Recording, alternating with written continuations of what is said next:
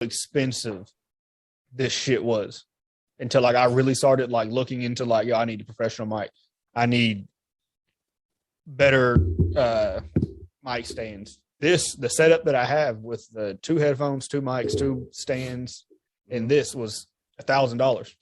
Jesus Christ. And then if you start thinking about how I've pieced my stuff up together, granted, I pieced my stuff up for another purpose. So like this microphone here is an AKG. I don't know the model number. It's $100. Pretty good. Like I've recorded good vocals with it. I've got one of those Focusrite Scarlett interfaces here. It was like $100. And that's pretty much all I use. I mean, I just bought this brand new Mac the other day, and I mean, it was about $2,000, but we charge it to the credit. So, see what I did. One of my sister's boyfriends hit me and was like out of nowhere one day and was like, "Why don't you have your YouTube channel as a business?" I was like, "Well, we don't make any money off of it." He was like, "But you spend money on it, right?" I said, "Yeah." He goes, "Use it as a business." So I got with his accountant and we made my YouTube channel a business. So all the shit that I paid for last year, you'll get to claim it, write it off. So this year, at the beginning of the year, I went crazy. That's been like close to 3. And I just keep receipts for everything. And then the next year, I'll just write all of it off. I got to buy it. That's what you were saying, like having the multiple cameras. Fucking cameras are crazy. Hey, but see, there's workarounds, everything, bro.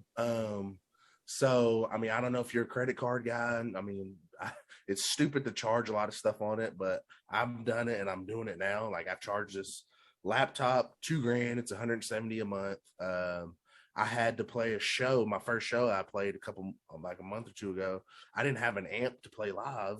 So I charged that to the game, $1,000. It's $90 a month. And what else? I think that's all I've got out. So, I mean, it's like, I looked at it as it's an investment in myself and what I want to do.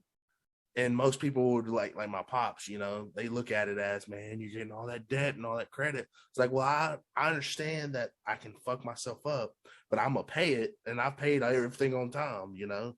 So I looked at it as an investment because one day I hope and I will be playing shows for consistent money. So I'd look back at, well, shit, you know, that was $1,000 at one time, and this got me through. So it doesn't bother me. I need to link you with my 2 homeboys. They're playing a show at Norman Music Fest this weekend, and I'm gonna be there. Oh, I'll be there. Me and my homeboy Daniel are going to watch them play. I need to get you in touch with them because What kind of music? Rock. Oh, damn. I can send you some of their, their name is Afloat. And normally it's just them 2, but with them having the live show, and this is their first one since pre-pandemic, they got 2 of their other homeboys, and they're going to come in and what instruments do they play? Ethan plays the bass and he does vocals. Okay. I think he can do guitar too. If he's doing bass, then he might need a guitarist. And they very well may. Like I said, I can get you a link with him. And Tanner is stupid nice on the drums. And I think he does a lot of their audio and visual shit. Hey, you might need to do that. What day are you gonna be there? I'm gonna be there Saturday. Yeah, I'll be there Saturday night because they play at 9:30. That's cool. I'm gonna be there because I drive to Kansas Friday, Wichita, Kansas, to go watch one of my favorite bands, and by myself, bro. I've been doing that shit a lot lately, and it's like people think it's weird, but I'm just like, well, nobody wants to go listen to the shit that I listen to, so I might as well I'm not gonna miss out on opportunities because I ain't got nobody to go. So making that, and it's not that far. It's like 2.5 hours. No, it's not far at all. 8 o'clock. They play 8 o'clock Saturday night.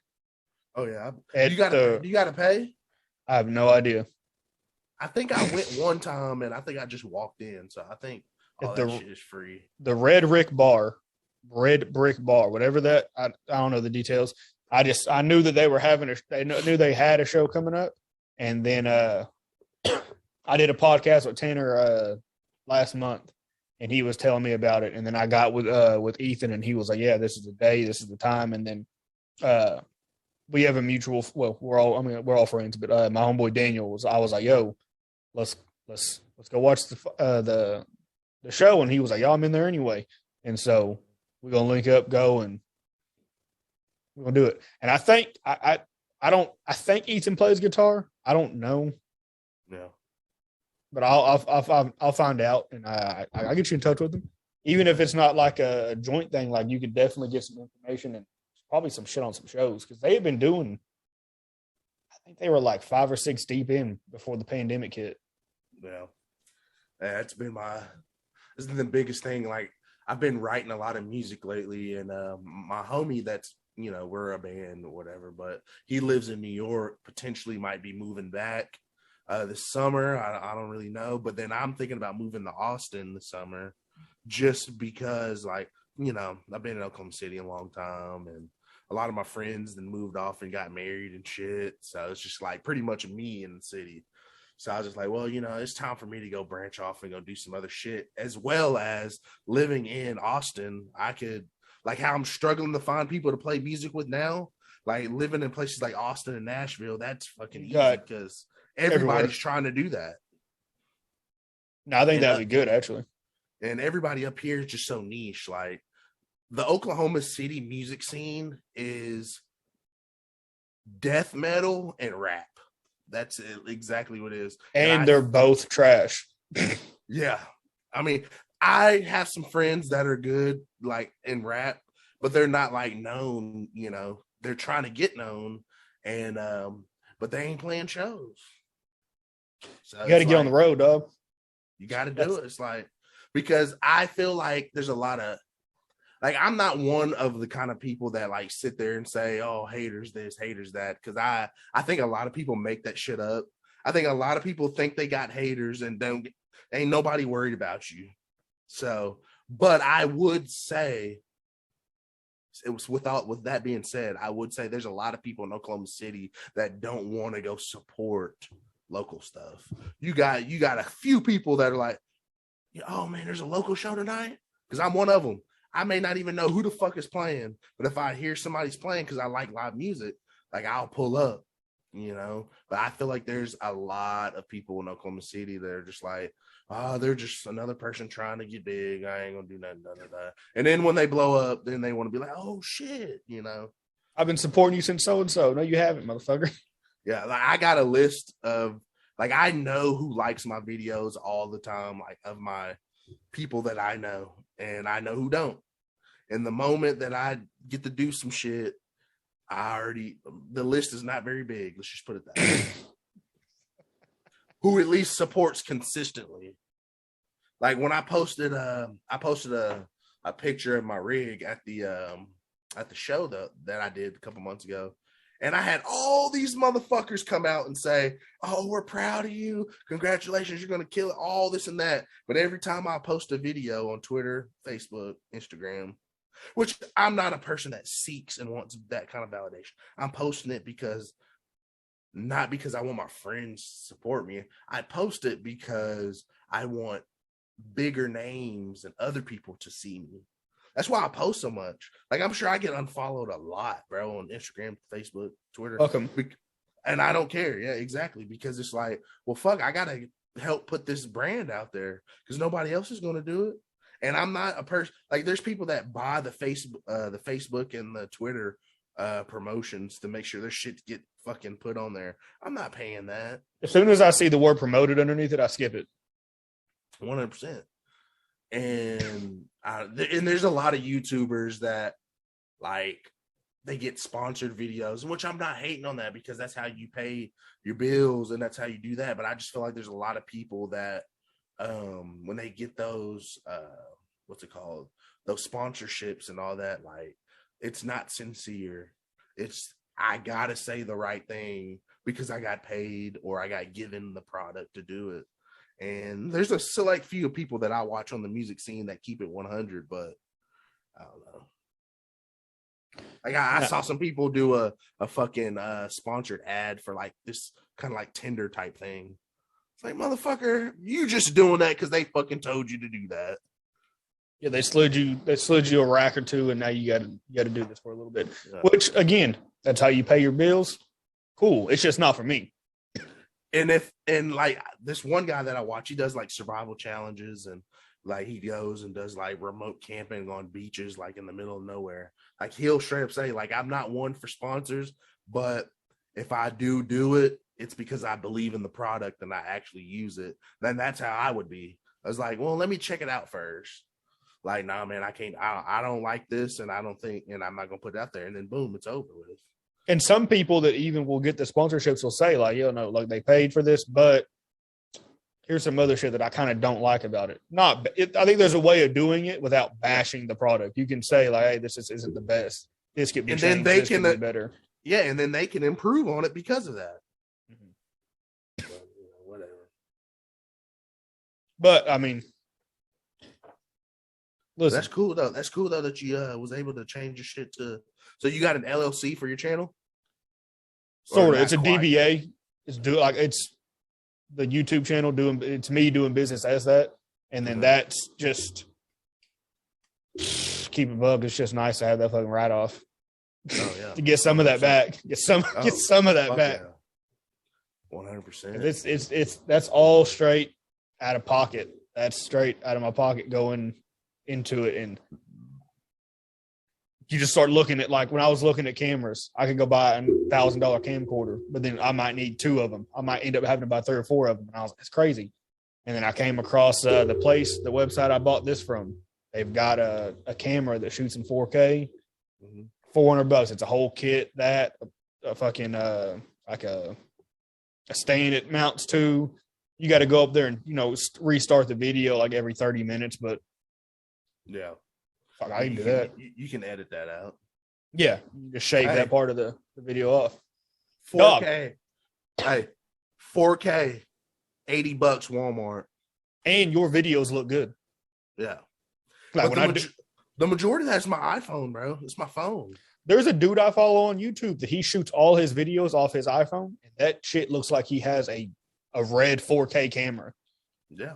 Like a $6,000 camera, and he's like, no, he goes, it may be a 15-minute video, and I may spend 9 hours on editing. Mm-hmm.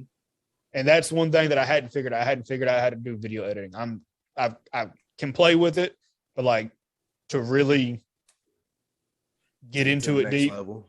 I need to figure it out how to do it. And I mean, there's plenty of classes online, bro. Like, I don't know. You may know who he is, but Peter McKinnon, you know who he is? I've heard of him.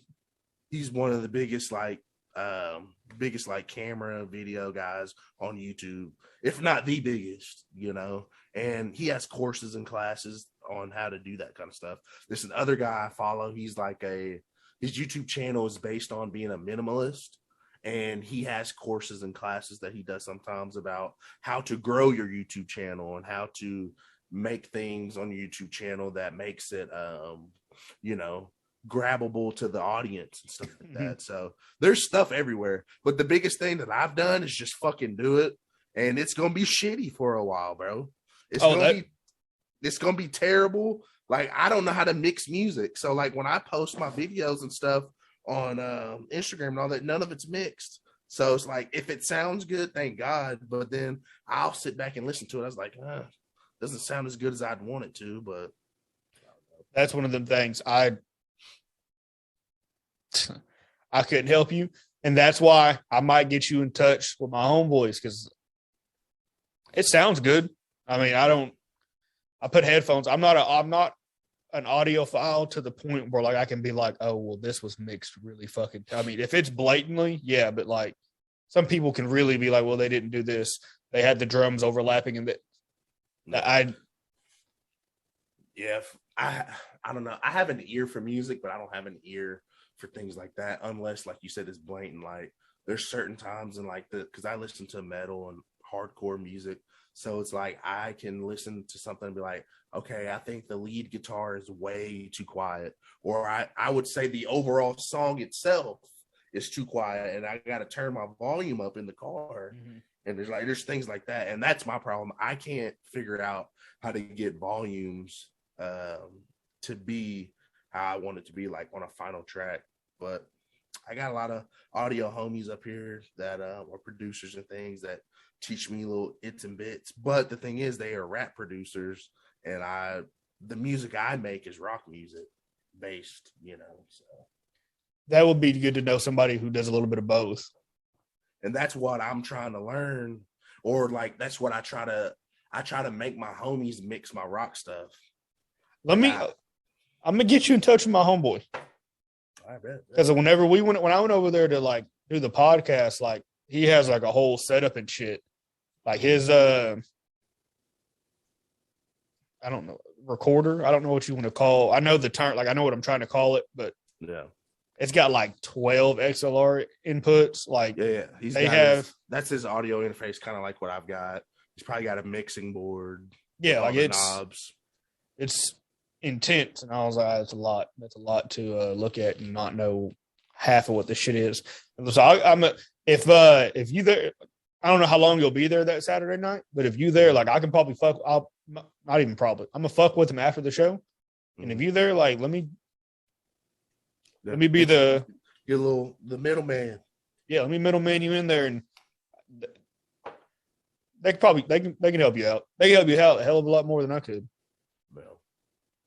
Well, let's spice it up a little bit, man. Let's get to the nitty gritty of you know. I'm trying to think of. I had something in mind just a second ago, but I think I fucking forgot. Drinking too much of this damn drink. Let me ask you something, because we talked about this on my podcast. Girls are having fake hips. Oh man, they got the shits where like they look like football pads, and they pull them up, and then they pull the leggings over on top of them, or the jeans on top of them, and then you get to the crib after you getting ready to knock it down, and she ain't built the way she looks. Listen, man, I have a lot of strong opinions on this, but let me say, let me get it out the way. Go ahead, give them the slogan. Big fat. I gave the slogan whenever on my last podcast. If you could see that right now, I got it right there. It's backwards, but big, fat, skinny, tall. JT will fuck them all. But let me start off by saying this. The way a woman looks does not, like, that's none of my business, because I don't want to upset anybody. If she's happy the way she looks, congratulations, that's on you. I am not the most attractive motherfucker in the world. I understand this. But at the end of the day, we got opinions, and if you like it, fuck. If you like it, hey, thank you. If you don't like it, fuck you. I don't care. Anyways, let's get to it. No. Come on, Josh. Let's have fun. We have a group chat. Come on, let's have fun. If you got fake hips, if you get to the crib and you got coming. fake hips, I'm coming. I just had to say that first. That was the disclaimer. I'm coming now. If I get you to the crib and you got on fake hips, you're going home. I'm not fucking you. You're going home. Get out of my house. It depends how bad it is. If she looks good, and like, I feel like if I've already got you to that point, then like, I was obviously feeling you. And then when we got there and then you was a little bit like shaped up, I'm just like, God damn. I'm probably still going to do it, honestly.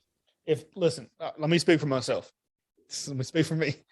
If you look like Meg the Stallion at the club, and then I get you home and you take your fake hips off and you are built like Taylor Swift, you got to get the fuck out of my house.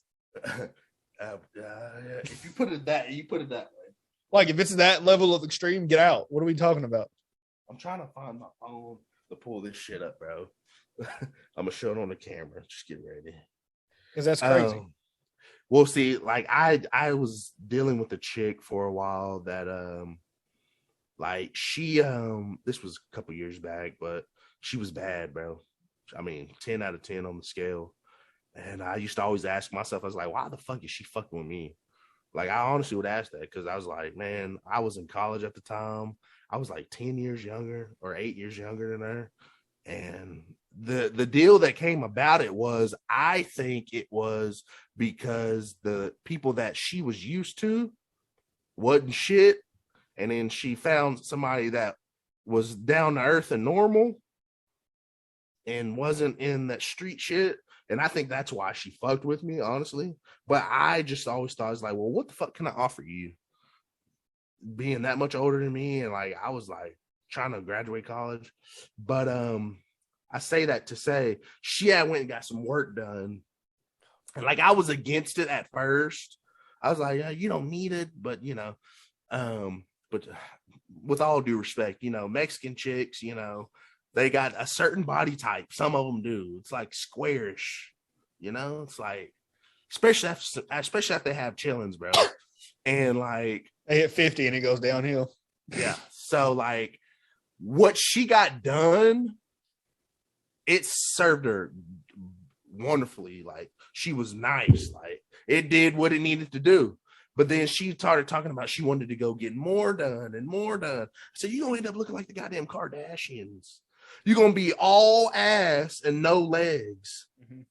Like legit, this is their shape, bro.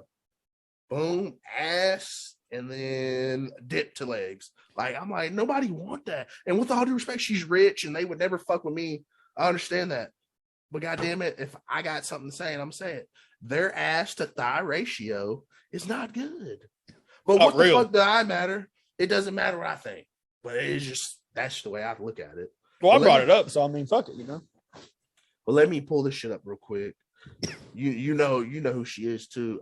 Well, you don't know the girl, but the girl that retweeted it, she's on TikTok. That Wozen Poe, whatever that. Her ass is fake. It is, but it looks good.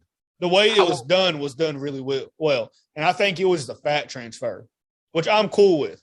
Yeah, that's cool. Well, that's what the girl I was talking about. That's what she got done. She got some shit taken from the hips and all that, and got it put in the ass and thighs.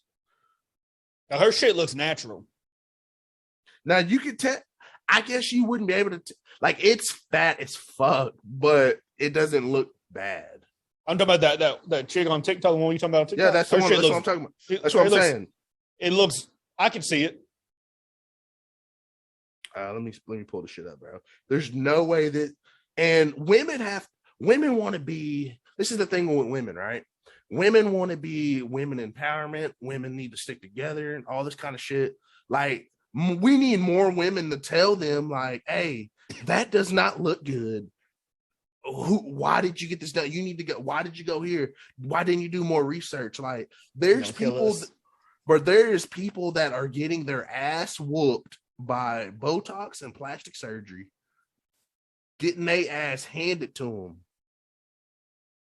And with all due respect, like, I'm not trying to bash anybody, but I'm just saying, like, if you think, and I get it that a lot of them aren't doing it for men's validation, 100%. But there's no way that you can look at that and was like, yeah, that's what I'm killing that. It's like, I feel like there's some of them that has had to have had a fucking, I don't know, epiphany or fucking come to realization. I don't know, where they was like, damn, I really got fucked up. There's no way. They getting it taken out though. Some of them, they're getting it taken out. Look at this shit, bro.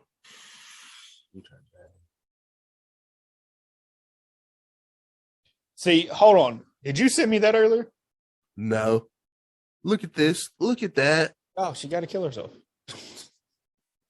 What is that? What are we doing? Bro, she got the SpongeBob arms in her ass, bro. Remember when that motherfucker wanted to get the inflate shits? Bro, that's what she got in there, bro. What in the hell?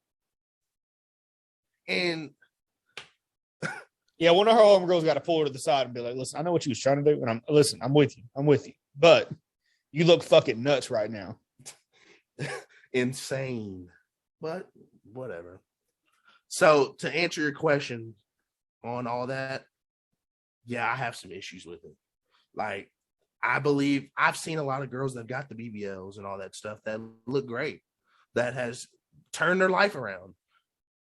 Congratulations to those ones, but there's a lot of them that have ruined themselves. And it's sad to say, especially when you go look at them before and you're like, damn, you was fine. You was perfect the way you was. But then again, that goes back to me and you and Dana being the kind of people that, like, you know, we like them big. We don't mind them small. We like them thick. Like, you know, listen, it's like, go ahead.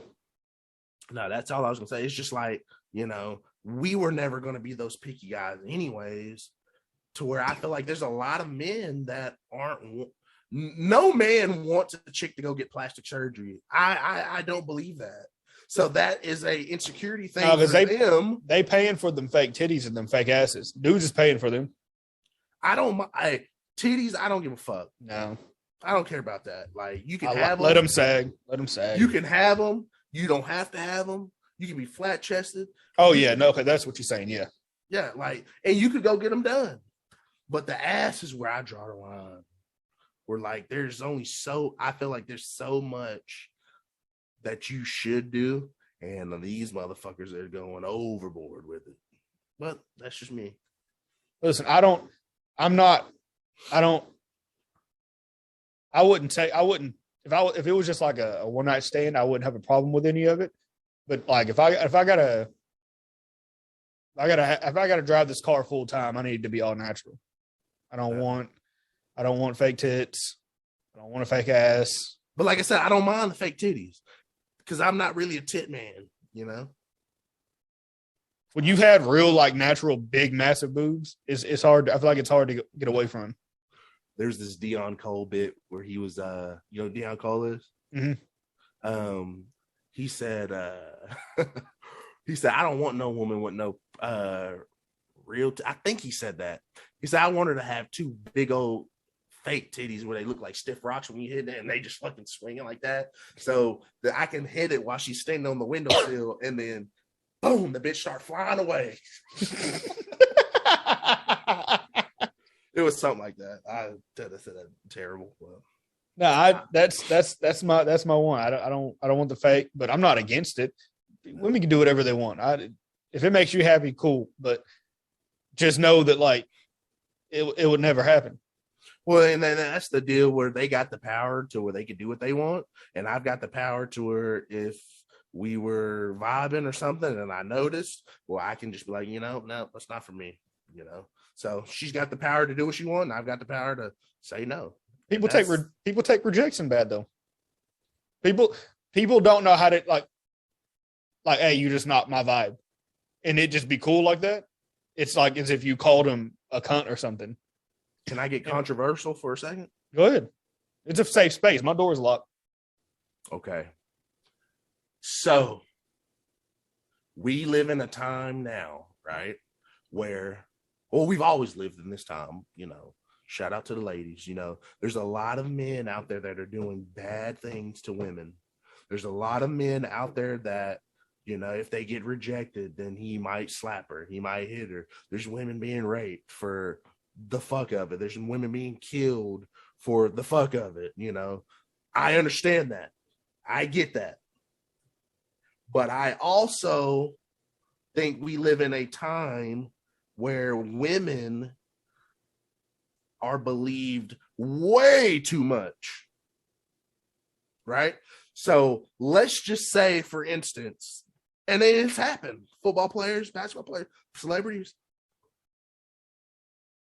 They said men don't handle rejection well. Women don't either, because there's been plenty of times where said football player, said girl, professional football player, famous football players, or somebody that's about to go make a name for themselves, whatever it is. There's been plenty of times where he might have dubbed her and was like, nah, or like this and that. And he's all of a sudden a rapist. That's why I don't do one night stands no more, bro. Like, granted, I'm 27. I need to leave that shit alone anyways. But back in my, when I was like 21, my early years in college, I was like, that's what I was hitting the club.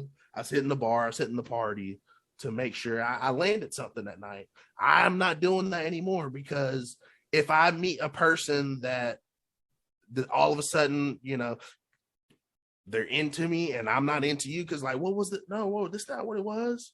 Then all of a sudden that consensual night turns me into this fucking terrible guy. And I'm scared as fuck of women, honestly. Just how they have right reasons to be scared of men, different reasons than what I have, but I'm scared of women for the reasons of the he say, she say shit always goes in their favor. What's the football player from Baylor a couple years ago? He was the meme. He like wore the fucking shirt like way up high. Forgot what the motherfucker's name was. That motherfucker got accused of rape.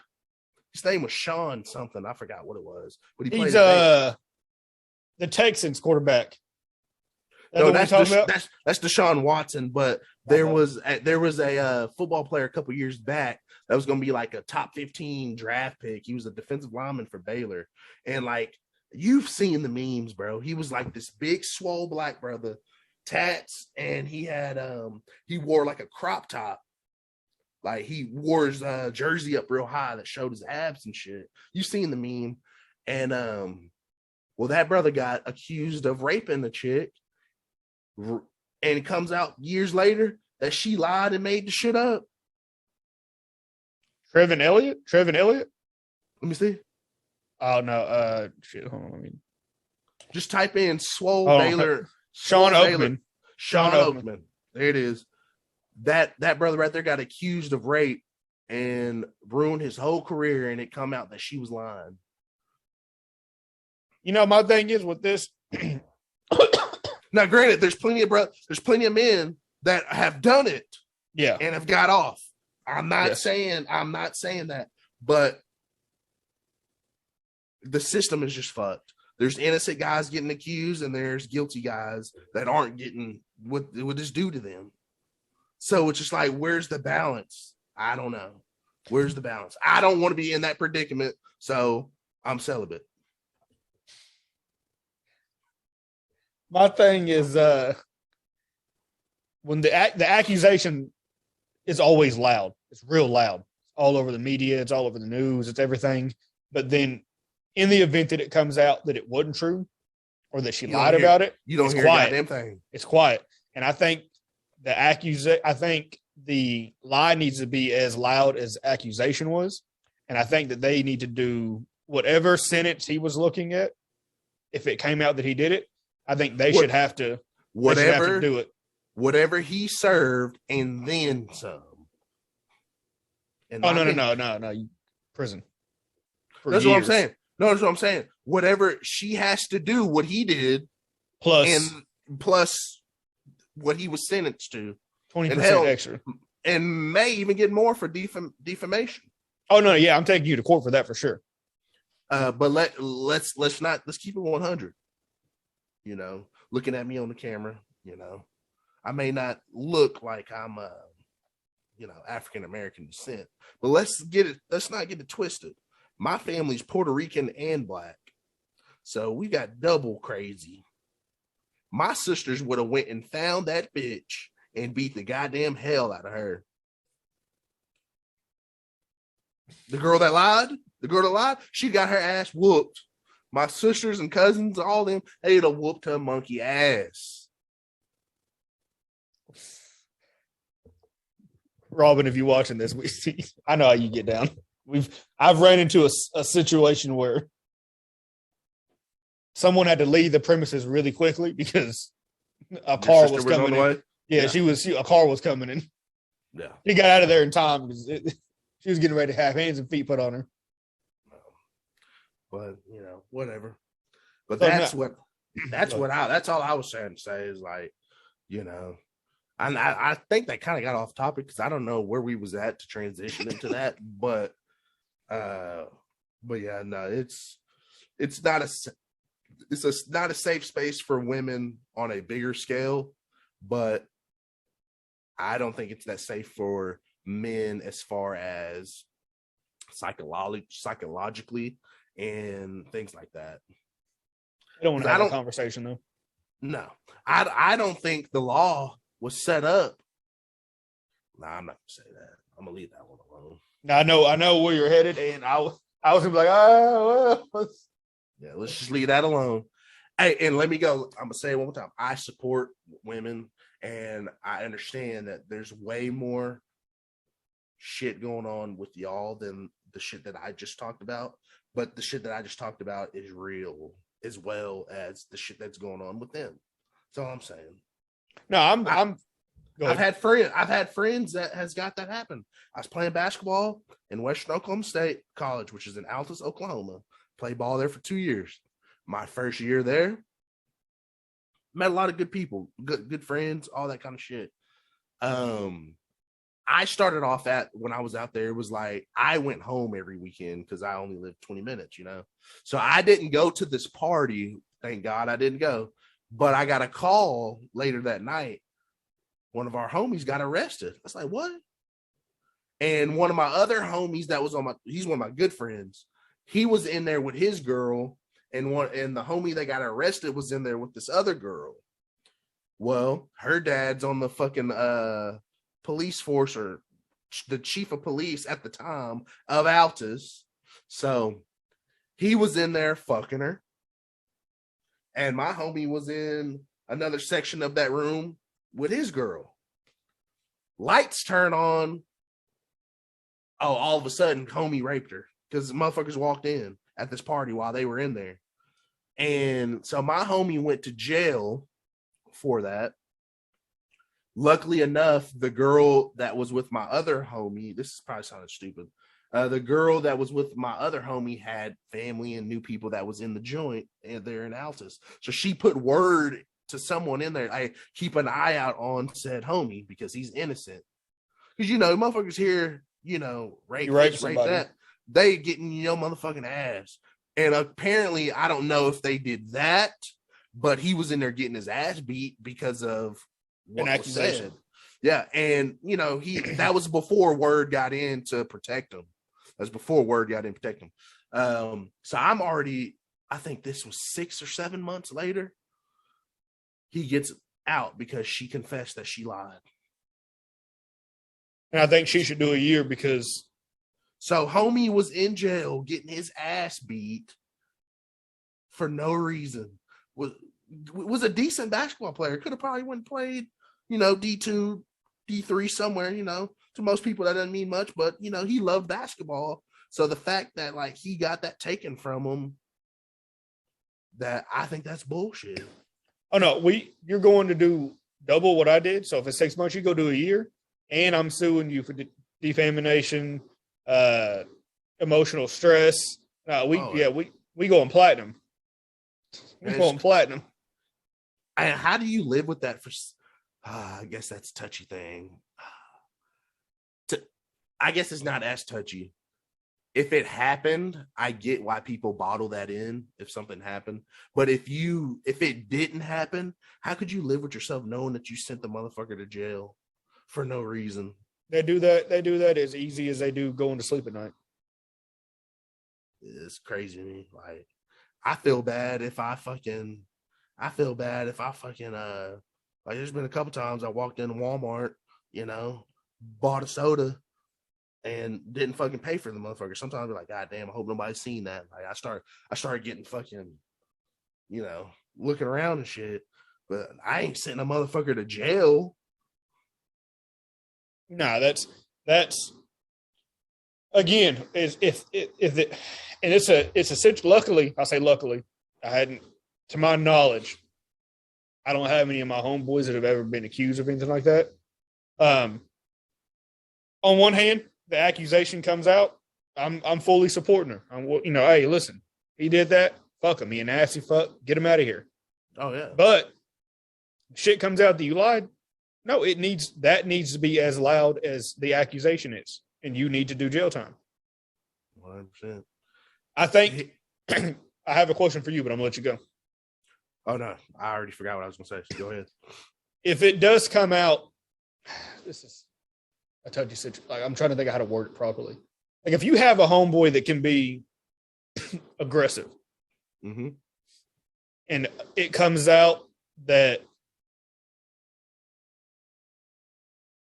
something like that happens, and then it ends up being untrue, how do you handle that? How would you handle that as a friend? Which he might be a little aggressive, he's a little touchy at times, but then you could sit there and say, "Fuck, man, I could see him doing that." Mm-hmm. It would be shitty because I feel like until that shit comes out, you would be stuck in a moment to where it's like, damn, do I reach out to make sure he's okay? But what if he's guilty? then it's like I was supporting him. Mm-hmm. So it's a risky thing, because if he comes out not guilty, then now he'll be like, man, you wasn't there for me and all this kind of shit. And then you got to explain it. Well, it's like, well, bro, I mean, I ain't gonna lie, I thought you might have done it. I guess I wonder if you could just go about it. Listen, I heard the news. For the time being, I think, I'm gonna fall back, see how things play out. Whether religion's your thing or not, but I'm praying for you. Yeah. Whatever. But then it throws up like, you don't trust me? You don't trust me? Like, you think I would do something? Then it turns into a whole other thing, and it's just like, fuck. How do you just leave that alone? Like, that's a question that I've asked myself a lot, because I don't have any homeboys that I think are aggressive, luckily. But in my head, I'm like, what the fuck do you do in that situation if it turns out it's not true? Like, how do you even approach that or even handle that situation? I have no idea. But we can look at it and sit there and think like, well, thank God that we don't have any friends like that, because that means we're around good, normal people.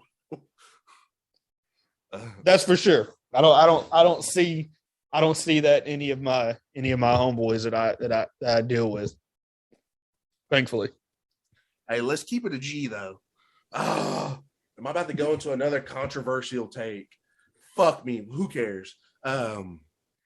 Women do the shit to us that they hate that's done to them. You know how many times I walk in the bar and somebody just, I'm a chunkier fellow, I'm not a fat nigga, but and I've had my ass grabbed and pinched. Now, could you imagine if I did that to a motherfucker in the bar? Oh, and we'll look at you and laugh like it's okay. Now, granted, I don't care, but what if I did? What if I had a girlfriend? What if I had a wife and you did that and I spazzed out? You're still in the wrong, just so you're aware. Huh? You're still in the wrong. Even if you spaz out, you're still in the wrong, even though she in public court, you're in the wrong, even though in reality she done something wrong. And I think to further that, I just lost my train of thought. Fuck. I've had this shit happen countless times, being pinched or like, where was I at? I was at, now this one was another one I didn't care about, but I was at this bar up here in OKC. It's called The Other Room. It's in the Paseo district, which is heavy in the LGBT community. It's heavy in the hippie-ish. I don't know what you would call them. I call them hippies. I don't know what else, whatever, what the proper term for them. There's a lot of those types of people there. Well, let me clarify. It was a girl, which I support the LGBT community, but I don't swing that way. Anyways, but it was a woman. I'm in there. Just came back from a concert. I'm drunk. Pull up. I'm at there, meet up some homies. Well, I'm at the bathroom and waiting in line. And this old Hispanic lady, she's probably about 45, 50, bad. I'm sitting there in line, and she's like, "Are you in line for the bathroom?" I was like, "Yeah." And then so the chick was taking a minute. I get a phone call, so I answer the phone, and I said, "You can go ahead and go." She said, "Are you sure?" I said, "Yeah." So I'm talking to my homie, whatever, hang it up. She comes out, and she looks me up and down and just grabs me and starts making out with me. Granted, like I said, I didn't care. But what if I did? Technically, I got sexually assaulted there. I think a lot of my opinion. It wasn't because I went along with it. But if it was just like a moment where like I'm just looking like, what the fuck are you looking at? And then all of a sudden lips and stuff comes in at me, like I got sexually assaulted. I think a lot of people would fake support you, but I don't think that's how they feel. I think you see a lot of, well, if a woman does it, it's still wrong online. But I think if it was one of their homegirls, I don't think that's how it would go down in reality. Well, see, and chicks do this other thing too, where it's like, I would have been gay if I would have fucking like, yo, what the fuck? Like, you know, it's weird. Chicks support LGBT community, all this and this. I see this a lot on Twitter. I don't see this in public, but I see it a lot on Twitter. What they say? Men hate women so much, just admit you gay. I see that shit on Twitter. I know you see shit like that on Twitter so much. No, I love women. I love women to the point that it's ruined relationships because I love women too much. I love my girl and the girl down the street and the lady across town. Mm-hmm. And then I love women too much. Well, I love everybody. Yeah, I'm a lover, man. I haven't thrown these hands around very much in life. But what I was meaning though is like, you know, when it gets into like those podcasts, you know, where you got like the men and the women on there, they're talking about like, well, you want a high value man? Are you a high value? You know, that kind of shit. And then I'll read comments under that. Just admit that men hate women so much and y'all are gay. It's like, I thought you support the LGBT community. You making it seem like being gay is a bad thing. You know? It's fucking weird shit like that women do.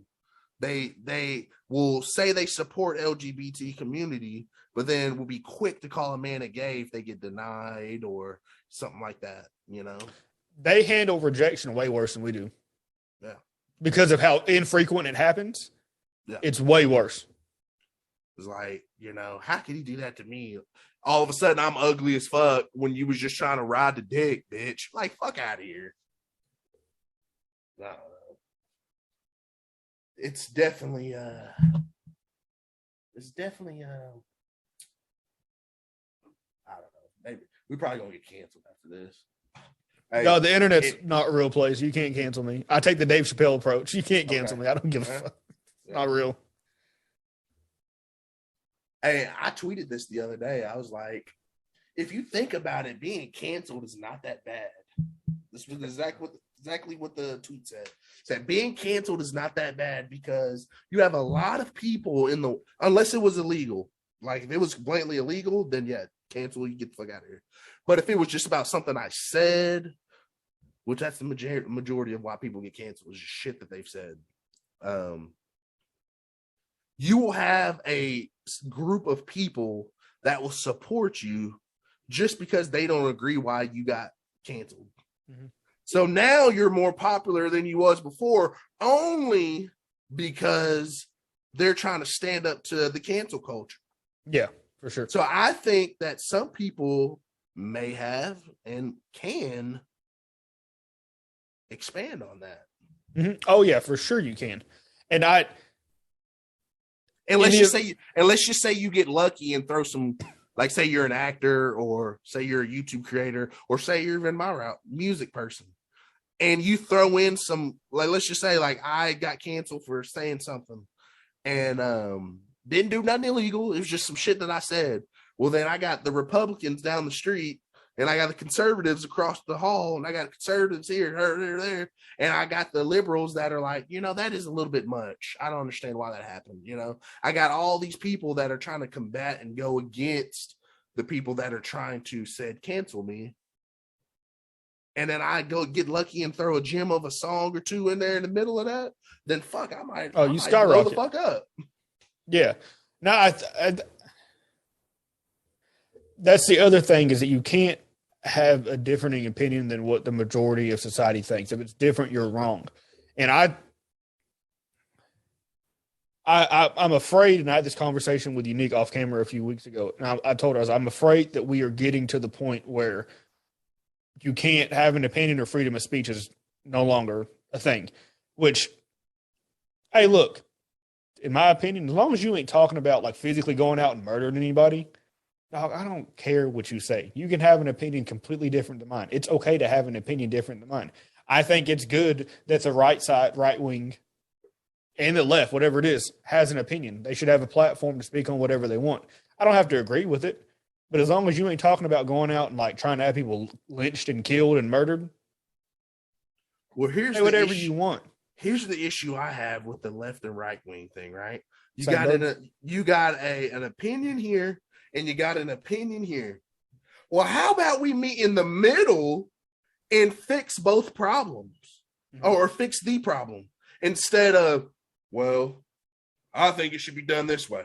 Well, I think it should be done this way. Well, then now that's why there's red and blue, because motherfuckers don't want to do it that way and motherfuckers don't want to do it this way. Instead of sitting there and coming through and saying, well, let's find something that we both can meet in the middle with. To find a common ground. And I feel like that's not even a thing in politics. Hell, I don't even think it's a thing in fucking real life. No, that's what I'm saying. Like, they would get angry at the opinion that me and you have had on here. And because of them having a problem with our opinion, they would try to, cancel us. No. It's fucking stupid. So, like, you don't have to watch it. If our opinion is different from yours, you don't have to watch it. It's as simple as that. And that's the thing that I pride myself in is, like, yeah, I have some opinions and things that I stand on, but I am able to sit there and listen to both ends of the spectrum and then make a fucking decision of my own or try to find a common middle ground. But I don't know many people like that. It could be a thing of, this is I have a homeboy, Steven, and he gonna watch this. He'll see it. Me and Steven, there are certain subjects that we disagree on heavily. We won't ever scream at each other, but we will have like full on arguments all the fucking time over these subjects. And then literally it either goes one or two ways. We'll either come to like an area where, like you said, we have a common ground, and we come to an agreement of like, okay, I see what you're saying on this side. I agree with that. I don't agree with this, yada, yada. Or it'll blatantly be like, okay, look, we're clearly not going to agree on this. Let's just agree to disagree. But the friendship isn't ruined over the fact that we just don't agree on one thing. Exactly. People will ruin 20-year friendships over a disagreement on whatever. Now, there are some subjects that you probably, like if he was like, yo, I support the Klan and I think we should kill all black people. Okay. Yeah, you know what? I don't think we can be friends no more. Like, that's fucking nuts. But a disagreement on religion, views on the LGBT, like whatever it may be. Like, ain't nobody putting in physical harm. We don't have to agree. Like, it's cool. Bro, but then, kind of piggybacking on that, but then you just got some people that are just so negative that like their purpose is to rile you up, and like they aren't going to agree with anything. Like, I know so many closed-minded people, bro, that like we'll sit there and we'll talk about said subject, and I cannot get them to be like, okay, I understand that at all, because if it ain't their goddamn way, it's the highway. Oh, I don't even talk with people like that. I've gotten to it like, and I think possibly just where I work at, I deal with a lot of heavy right-wing older white dudes. Mm-hmm. And those are the dudes that come in there and they just going to tell you how they feel even if you didn't ask about it. And I'm just to the point where like, dog, I don't care, dog. Whatever. That's your opinion. Cool. I don't have to agree with it. I don't agree with it, but I don't have the time or the energy to sit here and go back and forth with you about it. And so you just got it off. Cool. I don't care. You didn't call me a nigger. So, I mean, what are we really here to argue about? Bro, I will fucking ignore the fuck out of a customer, bro. There'd be too many times motherfuckers come in there. So like where I work at, it's been really cold in there because like, condensation and stuff. I work at a butcher shop. So like, we have these cold cases in there, but then it's been real humid outside. So if we don't keep it cold in there, they fog up and you can't see shit. Bro, I kid you not, on fucking Saturday, every customer that walked through that fucking door, oh, sure it's cold in here. Sure it's cold. And I'm just like, and they'll sit there and stare at you and smile like, what the fuck do you want me to say back to that? No shit, it's cold, stupid. You think I don't fucking know that? When it iced a couple months ago. Bitch, I work here. No shit, it's cold. Yeah. It's like, oh man, sure it's cold out there. Shit. Like I wasn't just out there a couple hours ago when I got here, bro. I know it's cold out there. And that's the thing about white folks, bro. They love talking about the weather. And I don't understand that. Like, But my problem is go ahead. Me as a customer, when I go to places, I don't care. Like, because I know that those people that work in those spaces like that are just as fucking mad to be there. But I get it. I will say this. I will say this. There's people that work at places, and it's just like, well, if you don't like doing this, then why are you at fucking work? I understand. I got bills, bitch. That's why. I got bills. And but I will say this, I'm not disrespectful to customers. I just don't give them that fucking like, and I give them quality customer service. What can I do for you? Is that all? Have a good one. I don't got to do all that in between shit. Like, oh yeah, you having a great day, fucking smiling, voice high pitched to the motherfucker. Like, I'm not. Hey, did you see the Yankees won last night? Like, I'm not doing all that extra. I don't care.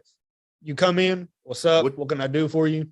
Respectfully, get you going. Boom. Have a good one. Because that's how I am when I go into stores. If I'm coming into your store, I don't want to do the extra shit if I don't know who you are.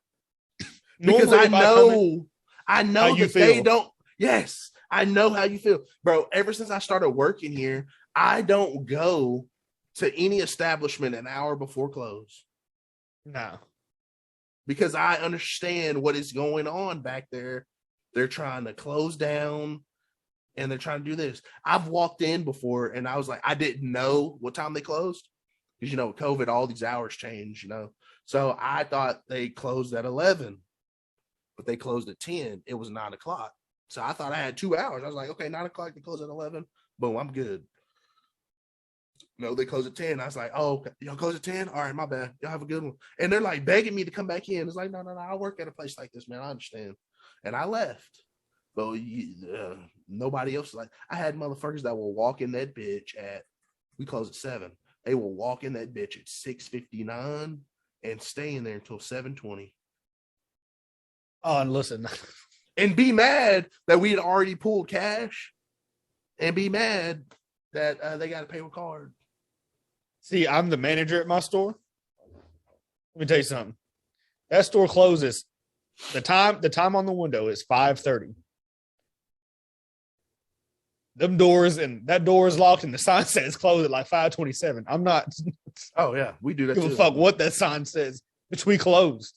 There ain't no cash in the drawer. The computer's turned off. Everything's shut down. I'm not turning. There are a handful of select customers that I would go turn that shit back on for. If you ain't one of them, it's not happening. Yeah. Go fuck yourself. I have keys to the building, and I manage a lawnmower shop, parts and all that shit.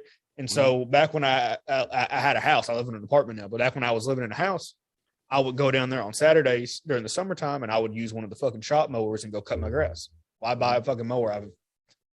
We have them there for free. I can just go use. And we had a dude come down there on a Saturday, and he was like, yo, are y'all open? And I was like, nigga, I just saw you pull into the front door and saw where it says closed. Like, no, we're not open. I'm just here. He was like, well, I need a part. Can you go get it for me? I was like, I just told you we fucking closed, bro. This is what stops a lot of that shit. I was like, you know what? I'll go open the front door. You give me $50 right now for my time to go open it, and then you pay for whatever the part is plus 10%. So why the fuck would I do that? I said, because I'm not here to work. I'm here to grab this mower and go home. If you want me to stop what I'm doing to go work, $50 just for my time to do this, and then the part plus 10%. He was like, no, go fuck yourself. I was like, go fuck yourself. Get the fuck out of here. See you on Monday. We open at 7:30. He said that to you? Yeah. I don't, that's the problem. I've been there to a point, a length of time where I don't give a fuck no more. So it's like, go fuck yourself. Go fuck yourself. We open at 8 o'clock on Monday. I'll see you then. No. I'm not stopping what I'm doing on a Saturday to come help you. Kiss my ass, dog. There's so many entitled people, bro. And like people that may watch this and, when they comment, they'll say we're wrong for how we're thinking. It's just go fuck yourself. Yeah. Fuck fucking you. Care. That's my thing, dog. It's so simple. Because I don't this is one of the things I don't understand, like the online bullying. Put the phone down. Bro, I don't get the cyberbullying and the people that cry about that. I was like, bro, these are literally people you don't know. That you don't know. They don't know where you live. They will never see you. Probably wouldn't recognize you in public.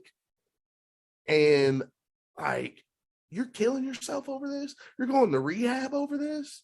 Like if someone was in my phone right now blowing my shit up and was going crazy, I would just be like, okay. Well, I see. It's over. It's that. Here's the simple, thing. bro. Like, I'm the kind of person that I'm gonna go back at you. Like, we'll have a comment section of me just talking shit to you because it doesn't bother me. Like, you are not real, bro. You're a troller. Like, I don't care. Which is why I say the cancel shit. I don't give a fuck. It's not a real place. It's not real. Like, so what? You don't watch my videos anymore. It's okay. My whole reasoning for wanting to start my podcast and everything, like at first was just because I had a homeboy that I thought we could get together and do funny shit and do stupid shit. But it's gotten to a point now where it's just like, I got a couple people in my life that do really dope shit. Mm-hmm. You do dope music. My homeboy Tanner and Ethan, they do music. I got a homeboy Daniel. He doesn't do music, but we just have good conversation. If I got people in my life that I know have dope shit going on in their lives, my platform is available to you to either come on and talk about the dope shit that you do, or we don't have to at all. We hadn't really talked about your music and you got dope music. But if you wanted to get on here and get your shit off about your music, you're free to do so. Like if you're doing dope shit, I just want to support dope shit and dope people doing dope shit. And so here. But if you don't watch it, you don't watch it. It is what it is. I'm not begging for the view. If no one watched these videos, me and Unique on our podcast don't get a lot of views. We still consistently are putting out videos. Because you enjoy doing it. We do it because it's fun. Yeah. And I'll do this because it's fun. Eventually, when I quit being a lazy fuck, I'll have my own and I'll have people on there. And if no one watches it, then no one watches it. I'm doing it because I enjoy doing it and it's fun. Everything's a risk, man. It's just like, everything that you do in life, some people might fuck with it, some people might not, but all it takes is that one chance. All it takes, bro. You probably don't know who he is. I don't know. I talk about him a lot to my friends and stuff like this because his name is Co Wetzel. He's a country. I know singer. who it is. Okay, country singer. I got white friends, dog. I know my homeboy Steven is a country in his roots. Yeah, he country. I saw Co Wetzel at Scooters in Lawton, bro. I got people that saw Co Wetzel in a fucking in a fucking pasture in Stillwater years back, before he wasn't even known, just playing music. Now this motherfucker is selling out the BOK Center, sold out the Oklahoma City Zoo. If you've ever been to a concert there, that's a big motherfucker to sell out. Sold out the Oklahoma City Zoo. BOK Center is big to sell out. He's done 4 shows with Snoop Dogg. And I would bet to say that there was more people there to see him than Snoop Dogg. Probably. I mean, unless Snoop is doing Doggy Style, like his first 4 or 5 albums, I'm probably not going to see Snoop. Well, see, here's the thing about, I said this, it's probably people that fuck with Co and Snoop, but they went to go see Co Wetzel. But this motherfucker is large now. And he was a motherfucker that was just playing to frat kids in a fucking alley 10 years ago.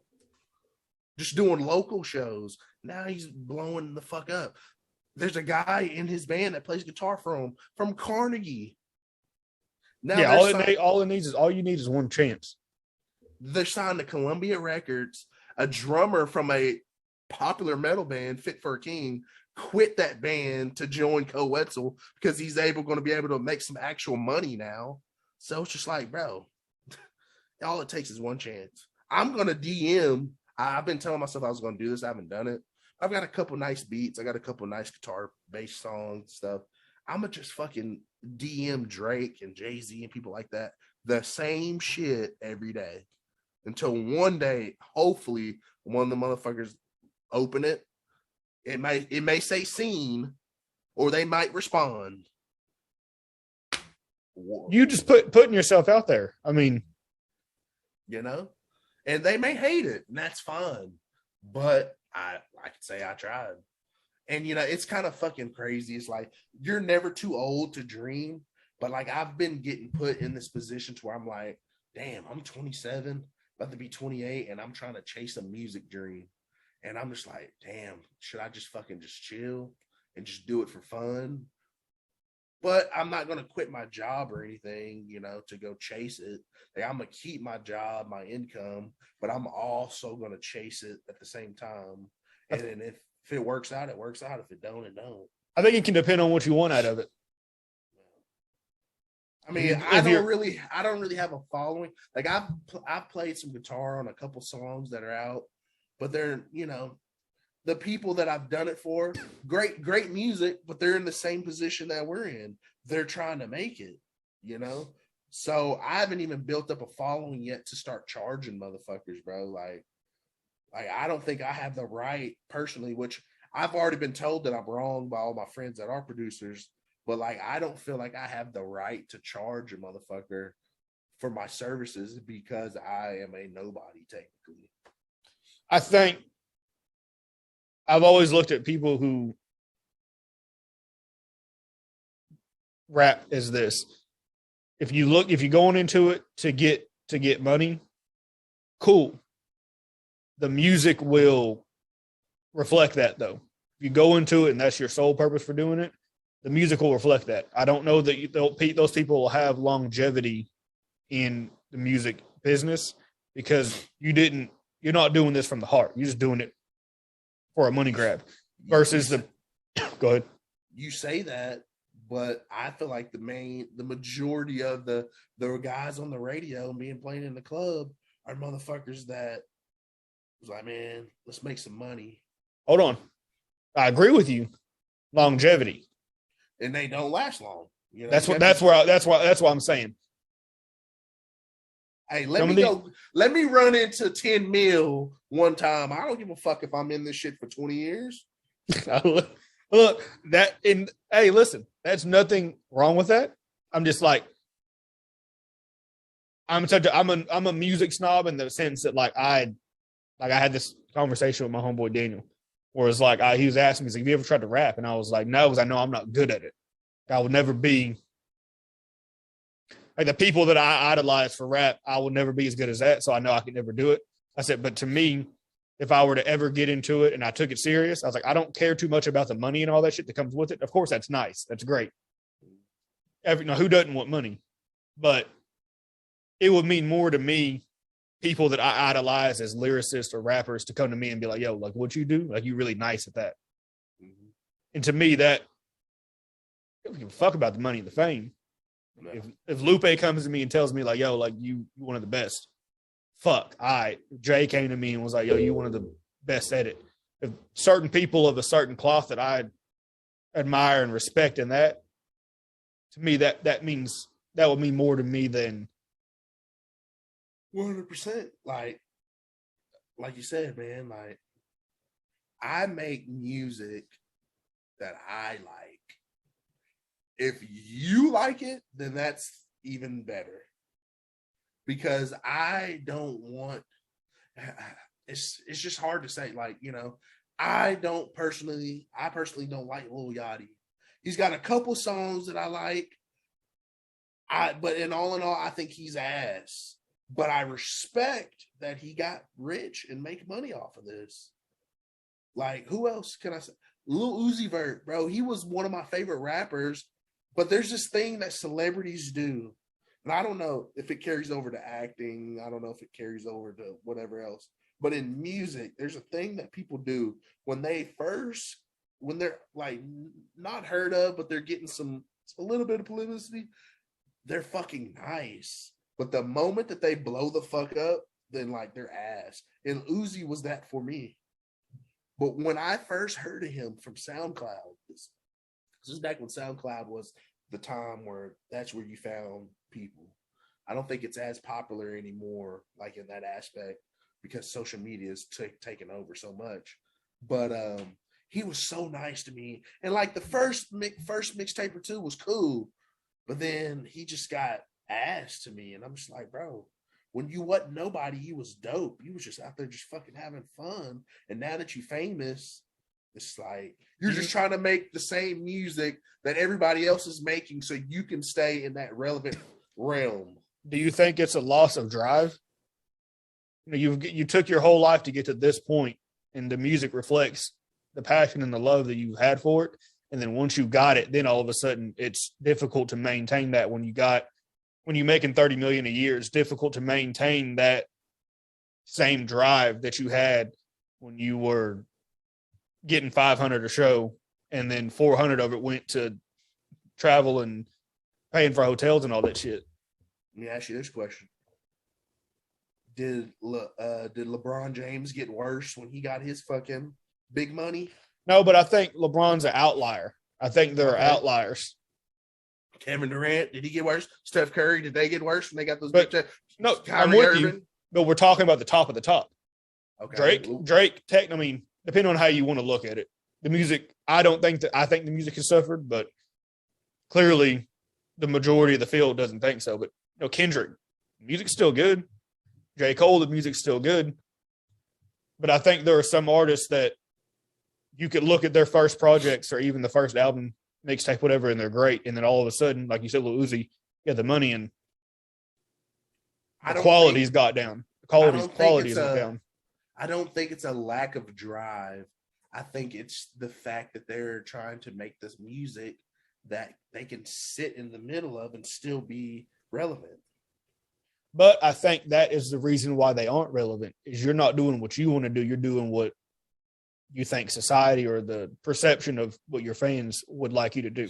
Well, I got a homie that thinks this way. Make music that sells. Don't make the music you want to make. Like he says that all the time, bro. Like he sits on that hill. Like, you got to make music that people want to hear. I understand that, but if you make music that people want to hear, then every song will be about going to go drink Hennessy and smoking weed and watching somebody twerk. How many fucking songs do you want to hear of that? Here's the thing. If you look at the top selling artist, let's use rap for instance. Cool Little Baby does what he does. Little Yachty can do what he does. Ass. I love Little Baby, but we don't have to. That's another conversation. But if you look at the top selling artists, I'm talking about the top three. It's the rappers. It's the same three, and it's the same. It's not the same content, but it's good content. J. Cole sells 300,000-400,000, I'd guess, probably more than that first week, and then proceeds to go platinum. Kendrick Lamar, same thing, and Drake. But it's never the same content. It's not that content that you're talking about. There's substance to it. Well, see, if there was a statistic to look this up, J. Cole's my favorite rapper. Mm-hmm. Yeah, we talked about it last time.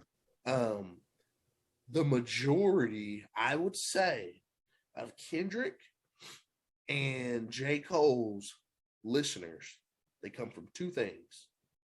J. Cole's listeners are going to be from New York City, and they're going to be the majority New York City, and like he's from like North Carolina, South Carolina, or something.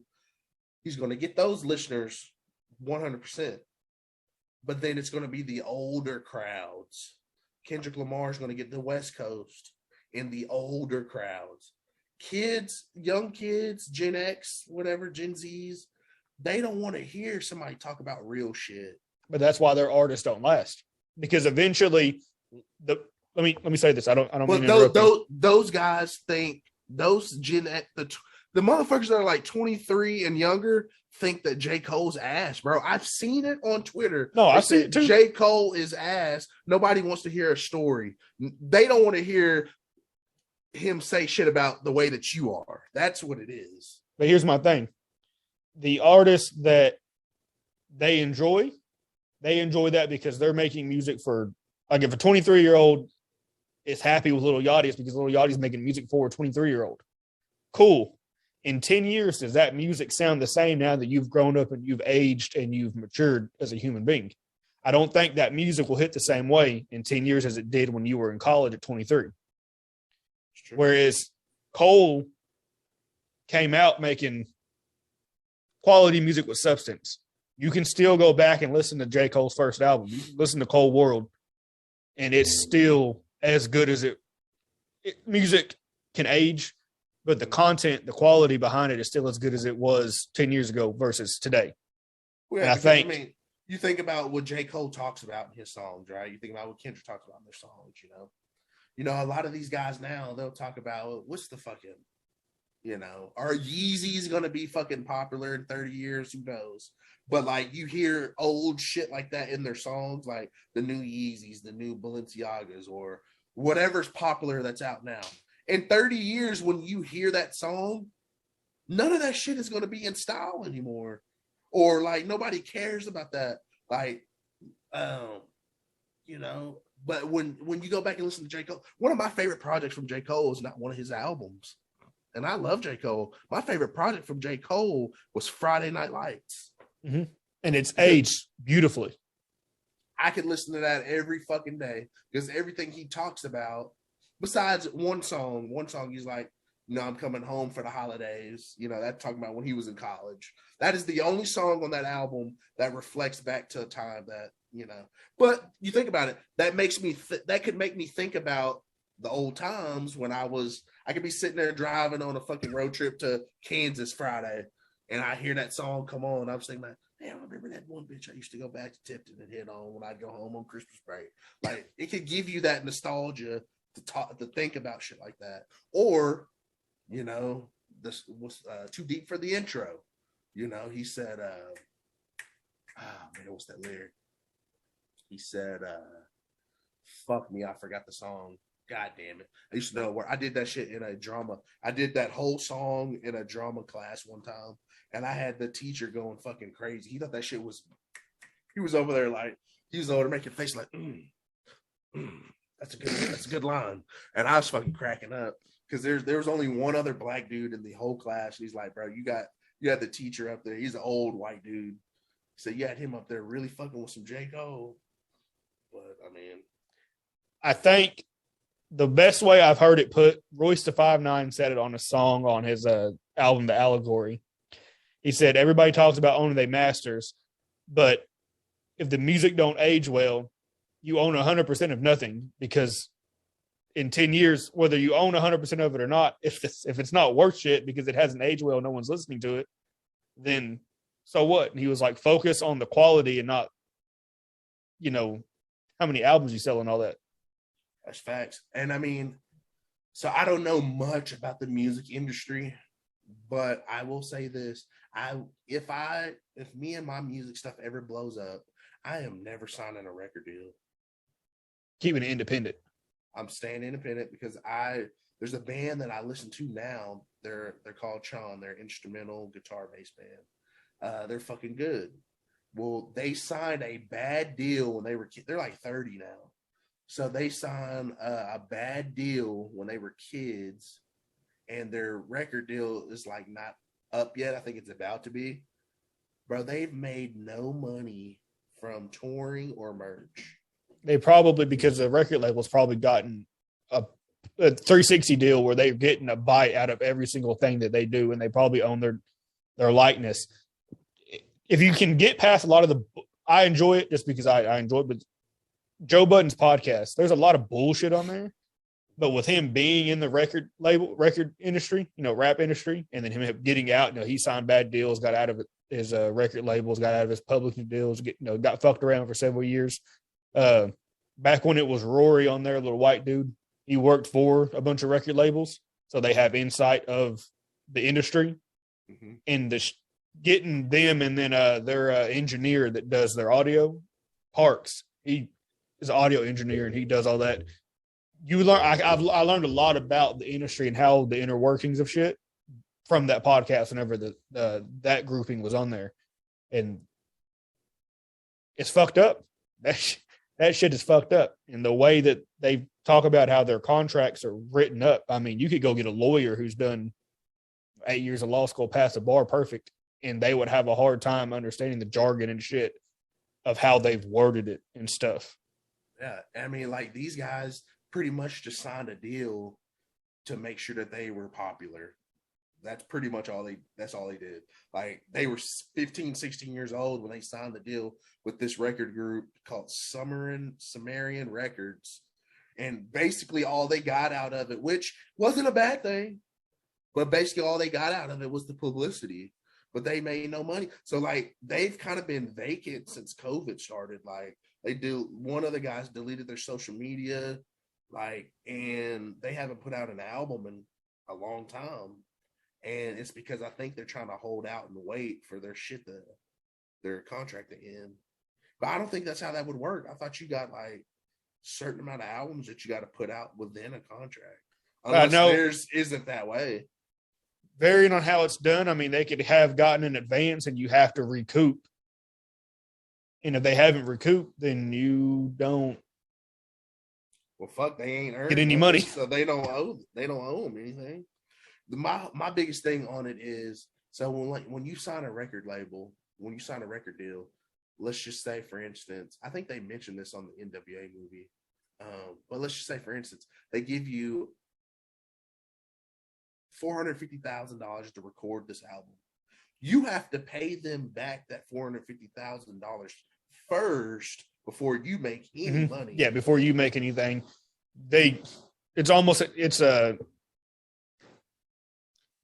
know the terms and I'm going blank on it, but what you're saying is correct. And then you have to pay that money back in album sales prior to you getting anything from there. And varying on how your deal set up, they could get a part of your touring, your merchandise, anything that has your namesake on it.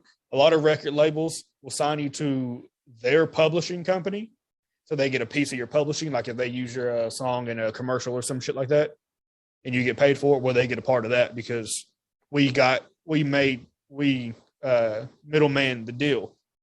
Yeah. So that, and you can get completely fucked out of your money. And with the way streaming is set up, you ain't making no money really off of the services anyway. In reality, you're really making your money on the road and off merch. And the thing about it is, bro, like signing a record label in today's age for what? I can make a whole album on this fucking laptop right here, right now. I've got the guitar amplifier digital.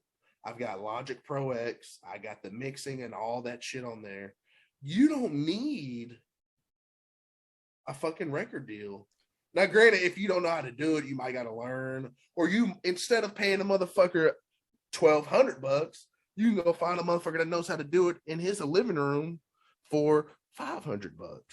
I think if you're going to do it, I would say, to me, if I were in a position where I had the option, I'd probably sign a partnership with the distribution deal, with the distribution company. You don't got to do that no more either, bro. You don't have to, but I'm saying you could, instead of selling 50,000, maybe you sell 250 because you had their advertising and that help you push. Maybe some of the people in the building know Charlemagne or Ebro or whoever it may be, and they can get you on the radio. I can understand certain scenarios, but I think you need to come into it with set terms. And if they don't meet that terms, and it's like, hey, look, I'm doing okay by myself. If you can't meet the terms, and hey, it's cool. Tech Nine's doing just fine, and he owns and does everything in-house. He's doing. Think about Kanye West, bro. Kanye West knows how to make his own beats. Kanye West raps. He was fucked. He got fucked in his deal too, though. They had him signed for life. No matter what, Def Jam. Whenever he had signed with Def Jam, they had him signed for. The way that it was worded was kind of fucky, but it more or less said you're signed here for the remainder of your life, and then after something happens to you and you're gone, we still get a cut of everything post you being here. How was he able to get out of that? I don't know that he has. He posted all of, because Kanye, he just goes on these little rants on Twitter and shit like that, and it's very sporadic. It's all of it at one time, and then it's nothing for a while. He had posted screenshots of his contract on Twitter, and I think that might have been. Is that why he makes music under the term Yeezus now? Because it's that technically a different artist. I do believe so. I think there's loopholes of how you can do shit, but he may have got out of it. I don't know. I would have to go look into all the details of it. But I know that whenever he put it out, I read all of them. I think I got all of them on my phone or my computer. And I mean, there's details that are saying like, you're here for good. There is no, the term where the contract didn't end. There was no, if you give us 5 albums after 5, you're good. No. if you give us whatever, you're fine. Like there was none of that. A lot of people, they may get on a bad deal and they got to put 5 albums out. Well, they might put out 5 bullshit. They might get 2 or 3 of them out and then pull out some bullshit just to quickly get out of it, or double albums. There's always loopholes, but if anyone's on here getting ready to sign a contract, read that motherfucker. Read it. And if they offer you a lawyer at the label, that is a label paid lawyer. That is not someone that is here to help you. They work for the label.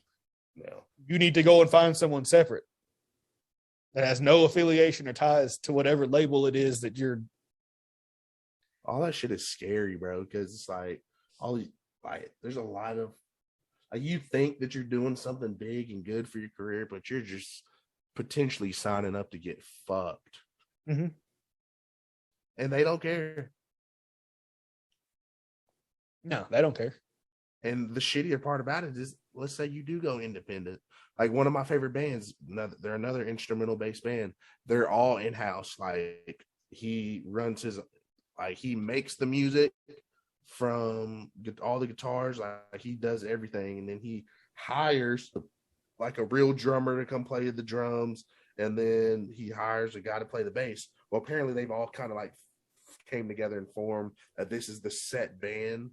But he recorded his whole album on his laptop using the same plugins that I use, and he put it out under his own name. And so like everything that he gets on these tours, everything that he gets on the music, like he has to split it. Oh shit. He has to split it 3 ways, but then he has to pay one extra guy because the other guy is just another guy playing guitar. But the bassist wrote the bass and the drummer wrote the drums. And then there's him, and then he's got to pay his road crew, all this and that. And I mean, he's doing all this shit independently. So it's definitely possible. I'm sure it's very difficult. But I would just be scared of I don't know, man. I wish I could go back, or not wish I could. I wish I wanted to go back to college and get like an accounting degree or some shit like that. Just so I would have to worry about trusting someone else handling my money. I could just do it myself. The most successful independent artist that I think music as a whole has seen is Tech Nine. Tech Nine is completely independent. He does all his audio, all the stuff for the music, obviously. He does his tours independently. He presses his own clothes. He does his own or his merch, CDs, whenever CDs were a thing. He has a compound up there in Kansas City, and it is all done in-house. He does not pay 100% of what he does is all done by him and whatever people he's hired to, do so. Mm-hmm. There is no record label there. He owns a distribution center. He owns the record label. It's all him. Now, he's not as big as some other rappers. But ain't nobody, okay? Yeah, but ain't nobody else getting none of his money. All the money he gets is his. Yeah. And his concert is phenomenal. As far as entertainment, it is about as good as I've ever seen. I only know a couple songs from him, but the songs that I do know I like. I just never really dove into them. Now that's I fuck with him, but that's where I would be fucking terrified if I got to a point where someone was trying to offer me contracts and stuff. And then if you have people you're doing it with doing splits and shit, that if me and Unique ever get to a point where we get a contract offer, I'm to the point where I'll take less. I'll take if it's 100%, I'll take 40 if you take 60. Just so. I'm not gonna lie, Darion. That may be your homie, but this is the Maldonado Studios. You should get a bigger or the same equal cut. For sure. 50-50. Well, whenever we did, and she's aware of this, it's not a problem. Whenever we did so, when I turned it into a company, mm-hmm. and I got a large sum of money back in taxes, mm-hmm. I just cut her off amount of money. Like, hey, look, thank you. You take an hour to an hour and a half, 2 hours, whatever it may be, out of your life every 2 weeks to do this. We've used your place. We've used our place to record. You've taken time, whatever it is. Thank you. As a thank you, I appreciate you doing that. But I kept the majority of it. Yeah. But I also paid for the mixer. I bought all this stuff that I'm putting back into it to better the final project. I mean, I look at it this way, like you've got it as Maldonado Studios. So I think you need to branch out and do some other things. Start getting good at the video editing, do wedding services, like, somebody, hey, we got this video, or record. I'm not saying do weddings, but do things involving everything production. Well, that's what this is. Podcast. My personal one is why that's because I'm doing my personal. I've been lazy. I just ain't bought the shit I need to do it. I'm trying to find a place that I can have it set up separate from my home where people that I don't maybe know too super well aren't coming to my house and know where I live and all that. But that's why I set it up as that, because I plan on doing my own separately from ours. And what I want to do, which I won't be doing anytime soon because it's expensive, everything now. I wish I had another place where I could go and do my music instead of at my house. Exactly. Because I feel like I could get sidetracked. Like if I'm like, say after I get off of here, I was going to like fuck around and record a little bit. Like if I run into a situation where I'm like, well, fuck, I don't know what to play anymore, then I'll just fucking put it down and go sit over here on the couch. You get complacent at home. Yeah. And then versus if I was there, I would be like, well, fuck, I just drove all the way the fuck out here and I've only been here for 20 minutes. I don't feel like driving. So I could just sit there and just fucking push through it. Or I could just go chill in the corner somewhere and then go back to it. Cause I don't know. I was never a person that could study at home. Like when I was in college, like I had to go somewhere else. Yeah. I had to go sit in the library or I had to go sit at Starbucks or something. Ideally, what I would like to do in just commercial property prices it's out the fucking roof. It's insane. But I was like, I wish I could find like an old abandoned warehouse, scoop it up for cheap. I know you got to bring it up to code and all that stuff, but then have like a studio, more or less. You have a room or a setup where you have the podcast shit and everything, or you have a room, whatever it is, mixing board on the outside, like a legit studio type room. And then you have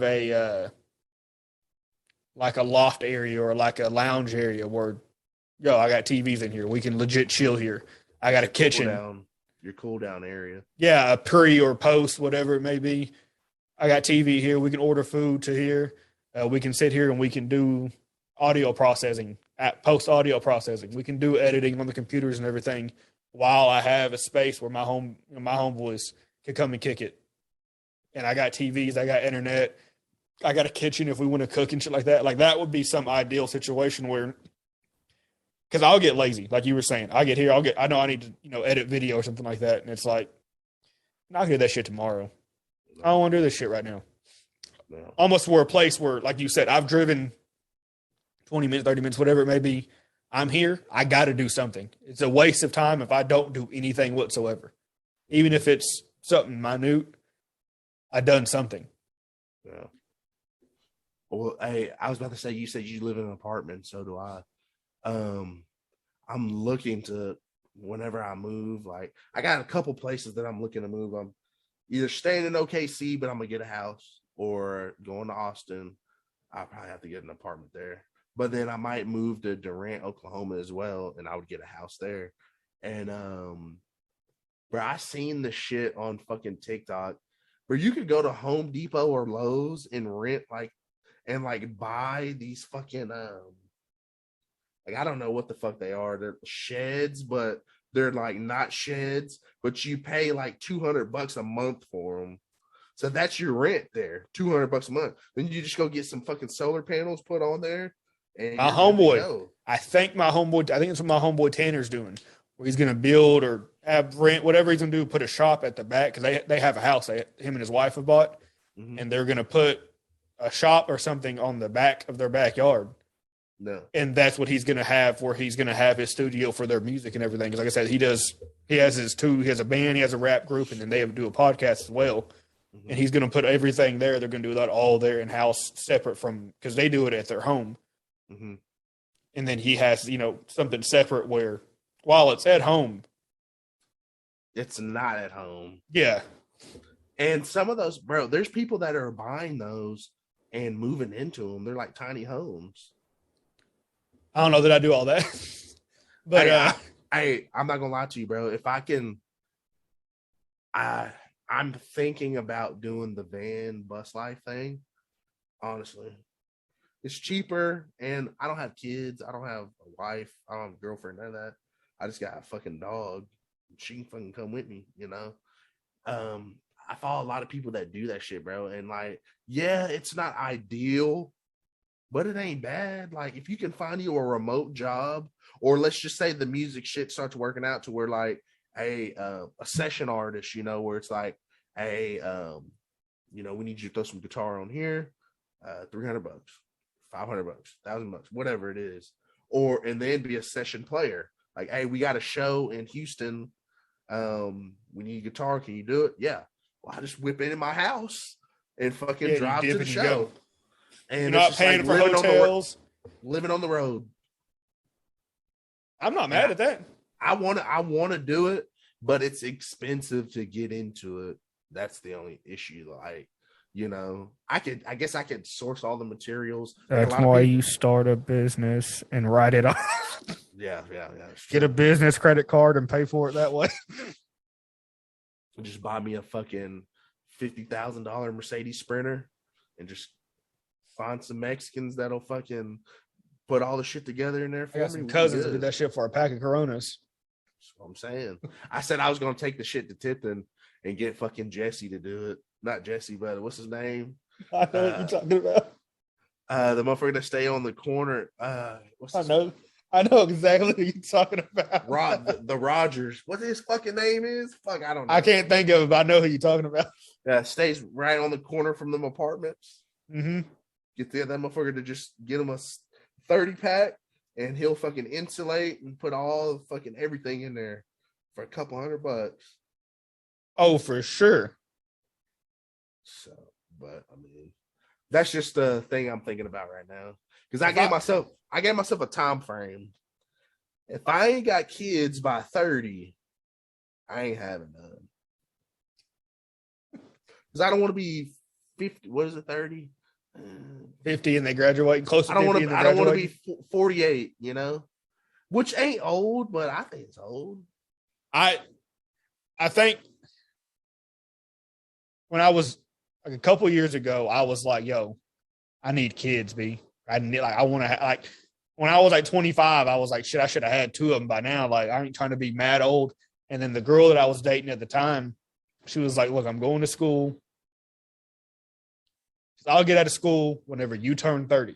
When I turn 30, when we turn 30, you're just a month older than me. Yeah. If you can wait until then, we'll be in a better financial spot because she's out of school and everything, and then we'll have kids." And I was like, cool. And then, we broke up and everything, and I'm at where I'm at. But like right now, I'm like, I don't know that I'm in the place where I need to be to have kids right now. Like, I think it sounded good. And then like I'm back on my own again. And I'm like, I don't think so. I don't think that I'm where I need to be to have kids. I want kids, but at this moment. That's so true. But the thing about it is, I wouldn't mind having kids. I wouldn't say I want kids, but I also would be okay if I never had any. Okay. So I'm sitting in a weird spot. Like, if I'm dealing with a girl and she got pregnant, I wouldn't be mad. But I'm not going to be, your typical jolly white family. Like, honey, let's go in there and let's have kids. Like, like I'm not. If it happens, it happens. If it doesn't, it doesn't. Yeah, it doesn't. And I'm fine with that. Like, my homeboy hit me today and he was like, "Yo, when am I going to get a nephew?" And I was like, the amount of shit that has to go right in order for me to give you a nephew, it's not happening right now, dog. I can't. Sorry. You know how hard it is for me to fucking want to be in a bitch's presence for 20 minutes right now? Dog. Dog. It's very hard. Listen, overnight is about as much as I want to do it. And like, you got to be gone by like 11. Like, it's hotel rules. You can come at 3, but by 11 tomorrow, you got to be out of my house because I'm going to start getting annoyed. Yeah. And I don't know how to like say not be an asshole about it. Yeah. I don't know. And it's not because I'm a bad person. It's just like, it's just, I didn't view you that way. There's only been a select. I'm 27, Darion. I've only dated 2 chicks, bro. I got close to marriage. I got extremely close one time to genuinely like, I was at jewelry stores looking at rings. Like, I was like, all right, like, this is my best friend, yada, yada. Like, I'm doing this. I had hit my 2 best friends and was like, yo, I'm going to do it. And they were like, yo, and then a few months later, it fell, that it just fell apart. Yeah. And so I've been close, and I was like, dog, like that. I don't know, B. It's funny story here. So like the first relationship that I was in lasted 6 months. A couple years later. So listen at the time frame in between. I was 20 when I got my first girlfriend. Lasted 6 months. I think there was like a 2 or 3 year period in between there before the next one. Lasted 6 months. I've technically been single for 4 years, but there was the third one that it was like a situationship to where like I was like, I knew I didn't need to be with her, but for some reason I wanted to. And like I tried to leave, and then I would come back, and then finally it just kind of just fell apart. It lasted 6 months. So I'm listen where I'm going. 666, nigga. So this next one has to be shorter or longer than 6 months, or I'm fucked. Do you think you're just too comfortable being alone? I am now. I think that's my problem right now, is I've gotten so comfortable being by myself. But like, whenever someone else comes in here and invades my space, and like, if I can't live my life how I normally would when I'm alone with you here, I don't want you at my house. Well, see, and I've grown so much, obviously getting older. Like, I don't really go, like, I go out, but it's not like the type of going out that you would suspect. Like, I don't go to clubs. I go to like chill bars where there's probably like fucking 30 people in there, and like they're regulars. So it's like, oh, hey, what's going on? What's going on, Josh? Like, it's those kind of places. So when I go out, it's pretty chill. And so like, I forgot where I was going with that. Oh yeah. So like, when I get with someone and like they're homebodies, like that shit, I'm not a homebody, bro. I'm not saying we got to go out. Let's go fucking shopping. Let's go bowling. Let's go to the movies. Let's go adventure. Let's go, I don't know, fucking exploring the town. Let's go on vacation. Like, I've just met too many chicks that just like staying at the fucking house. And that's some reasons why some other things never worked out. I was like, this bitch is boring. I'm a little bit of both. There's times that I want to stay home, but there's like last 3 weeks, bro. Last weekend, this past Saturday was the first time I've gone out in 3 weeks. I have spurts where like I'll be busy. Like, where I'm in the city damn near every day. I'm doing this. I'm meeting up with it. I'm doing so much shit. And then all of a sudden, like, I think I'll just get to where I'm burnt out. And then I'm like, I'm not going nowhere. And I'm at the house for 2 or 3 weeks. And I get back and forth. And I got to have, if I ever get a girlfriend again, like, it's got to be something where, like, we cool with being home. But, like, I like to go do shit. And sometimes it's as simple as, like you said, let's go shopping. Let's go run errands and do some shit. Or it could be as much as like, yo, let's go to Broken Bow this weekend. Yeah. I want to go hike in some fucking hills or some shit like that. Or I want to go to the city and ride scooters around downtown OKC for like 4 hours. Like, you got to be down to just go and do some shit at the spur of the moment. Well, here's the thing. Here's the big question. We gotta find a motherfucker that is like us. And I've caught I don't myself, want that. That's scary. I've caught myself too many times going to go get somebody that is the utter opposite of me, and it just doesn't clash or mesh well. And I believe in opposites attract, but like I don't know, man. It's just I don't know. Just a lot of the chicks that like I'm trying to like have tried to be involved with, I just knew from the jump that it was like, nah, this ain't gonna work. I'm at a point, I think, where I'm just like, if something is to occur, it'll occur naturally.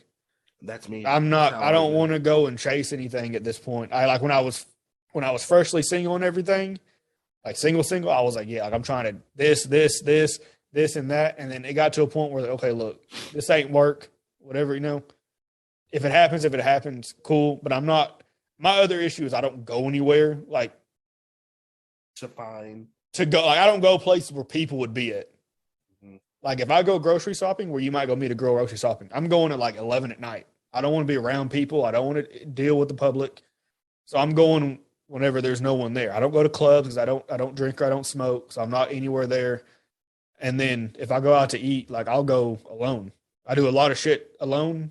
And so I'm never encountering women in that space. And so if it happens, it's got to be, I guess, somebody I know, or it would just happen to happen naturally. But I'm not looking for anybody. I don't want to look for anybody. I get annoyed too quickly. I was about to say, you got a lot of chicks that hate the let's go with the flow, but that's real with me. Like, it's not me just saying that to prolong you along so we can just sleep together. Like, I'm not saying that just to say that. Like, I need to go with the damn flow, because if I sit here and try to paint out fast as fuck that you're going to be my girlfriend, I might run you off, or I might second guess myself, like, about this whole thing. So like, I need that time. I wait so long, Darion, that I can make her leave because she thinks I'm not interested. That's a toxic trait, I guess I could say I have. That I'm I don't know. What would you say that is? I'm not up forward, up front. I don't know. No, because I feel like you probably let them know. Like, yeah, I feel like if you have feelings for somebody, you let them know. But it's just like, I think we should just, if it happens, it happens. If it doesn't, and I've said things like that before, and it's just like, well, fuck, that's done. She's already got somebody else. Which, if she was able to move on that fast, anyways, the bitch wasn't for me, anyway. Yeah, exactly. I had a homie. I think I've said this on here before the last time, but he's one of my basketball homies, good friend. He said, if a motherfucker can take my girl, she was never my girl. Why would I? In the first place, about it? Exactly. Why would I be mad? I'm not gonna go fight him over it, because it was like, for what? He was just doing what I would do. Yeah. Nah, I think whenever the shit that is supposed to happen, it'll just happen naturally, and it'll happen when it's supposed to. Like, I think if it's gonna happen, you won't even like you like right now. You ain't even looking for a girl, and then all of a sudden you met somebody and y'all feeling it. Like the girl that I was saying that like I want to get married, I wasn't looking for a girlfriend. We just happened to start kicking it, and then I was like, all of a sudden we was like 2 months in, and I was like, yo, I'm kind of digging this chick. And then one night we was kicking it, and I was like, yo, like, I think I'm feeling you. And she was like, well, I like you too. And I was like, all right, well, what you trying to do? Yeah. Cut to 6 years later. Like, it just happens. Yeah. That's pretty much how my first one went. It was like, I had knew her for a year, but that first year, this sounds fucked up, but that first year I was trying to get at her friend, and it never worked out. It was better that me and her were friends, and we're still friends to this day. Well, then the next year, second year at Western, me and the other girl started dating. Well, not dating. It took us 6 months, bro. Like, I think we started talking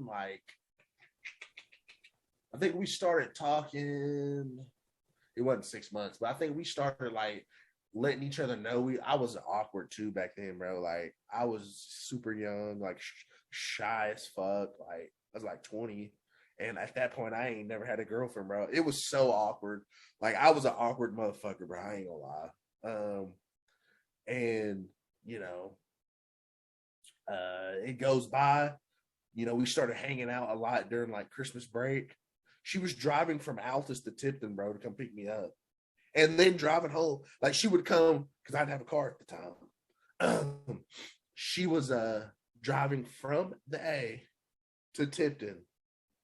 We drove back, hung out all night. She drove me back, and then she would have to go home. No, you She did that. She did that for the story gets worse. But like for 2 weeks, like she did that for 2 weeks, and then we always hung out together, all this and that, you know, whatever. We didn't become like official until spring break, which was in March, bro. So we started hanging out or trying to chat in October, started hanging out in November, December. I don't remember if it was Thanksgiving break or Christmas break. I don't remember. It was one of them. And then we finally started dating the day we were driving back from Panama City Beach. And then JT fucks it all up. I'll take all the credit. It was my fault. Sort of. I'm not going to go into huge detail. I got set up to look bad when I wasn't going to do anything. I was set up to look bad. I swear to God. But here's where it comes. My dumb ass let it happen when I knew it was happening. And then these motherfuckers opened up the door and I'm just sitting there looking at them like this. Didn't even say, had nothing to say. Just looked at them. She laughed. Her friend was looking at me like this. And they left. And that was the end of that. We tried to work it out. Never worked. We were friends for a little bit. Now I don't even know, how she's doing, But yeah, JT ruined that one. The second one, I don't know. I don't think I ruined that one personally. I thought I learned from the first one, but there was a lot of things that just didn't go in my favor in that second relationship, and then it just kind of just fucking went away. It was just kind of like, I got put in a prediction. We argued a lot and stuff like that too, because I had a reputation, whatever. It wasn't a good one, but it was like, I had a reputation that I guess worried her. And then I had some other things that went on during the course of that, but I never cheated and I never did anything wrong, but it just didn't work. And I got thrown at like, we taking a break. We need to take a break. And I said, what's a break? We either together, we aren't. And that was the end of that. So, and that nigga been single since. I take full responsibility for the demise of every single relationship I've been in. It is always me. I always am the one. If you let me have anything for too long, good, I'm gonna fuck it up every time. It never fails. Ain't shit, bro. Not you. I'm talking about myself. I ain't shit either. It's weird because like I don't think I have the qualities like of a narcissist. I don't think I have the qualities of my sister calls me a narcissist. I'm not a physical. I will never put my hands on a chick. Like I don't think I emotionally fuck chicks up. Like I think it's just I'm so nonchalant that's a bad thing, bro. Like during an argument, I will let you have the floor and I won't say shit. But apparently that's a bad thing, My fucking voice is fucked up, man. I think I got fucking the COVID. Oh no. I take full responsibility for all mine, and it's completely my fault. I like to fuck my girl and other girls too. Hey. Now, granted, that wasn't the end of my last two relationships, but I still ended both of them, and it's still like completely my fault. You know, you say what you just said. I used to work with a motherfucker, bro, that swore up and down that humans weren't meant to be monogamous. That was the start of every fucking conversation he would have when we would jump into that. He would bring up animals. He would bring up all kind of stuff, and like he made it make sense. Oh yeah, it sounds good always. I promise it does. And I just what is polyamorous or polyamorous? What is that word? Polyamorous or polyamorous. What does that mean? Where you have multiple, like a dude would have multiple girlfriends or multiple wives or whatever the situation may be. Okay, so what does monogamous mean? That's just a solo one person.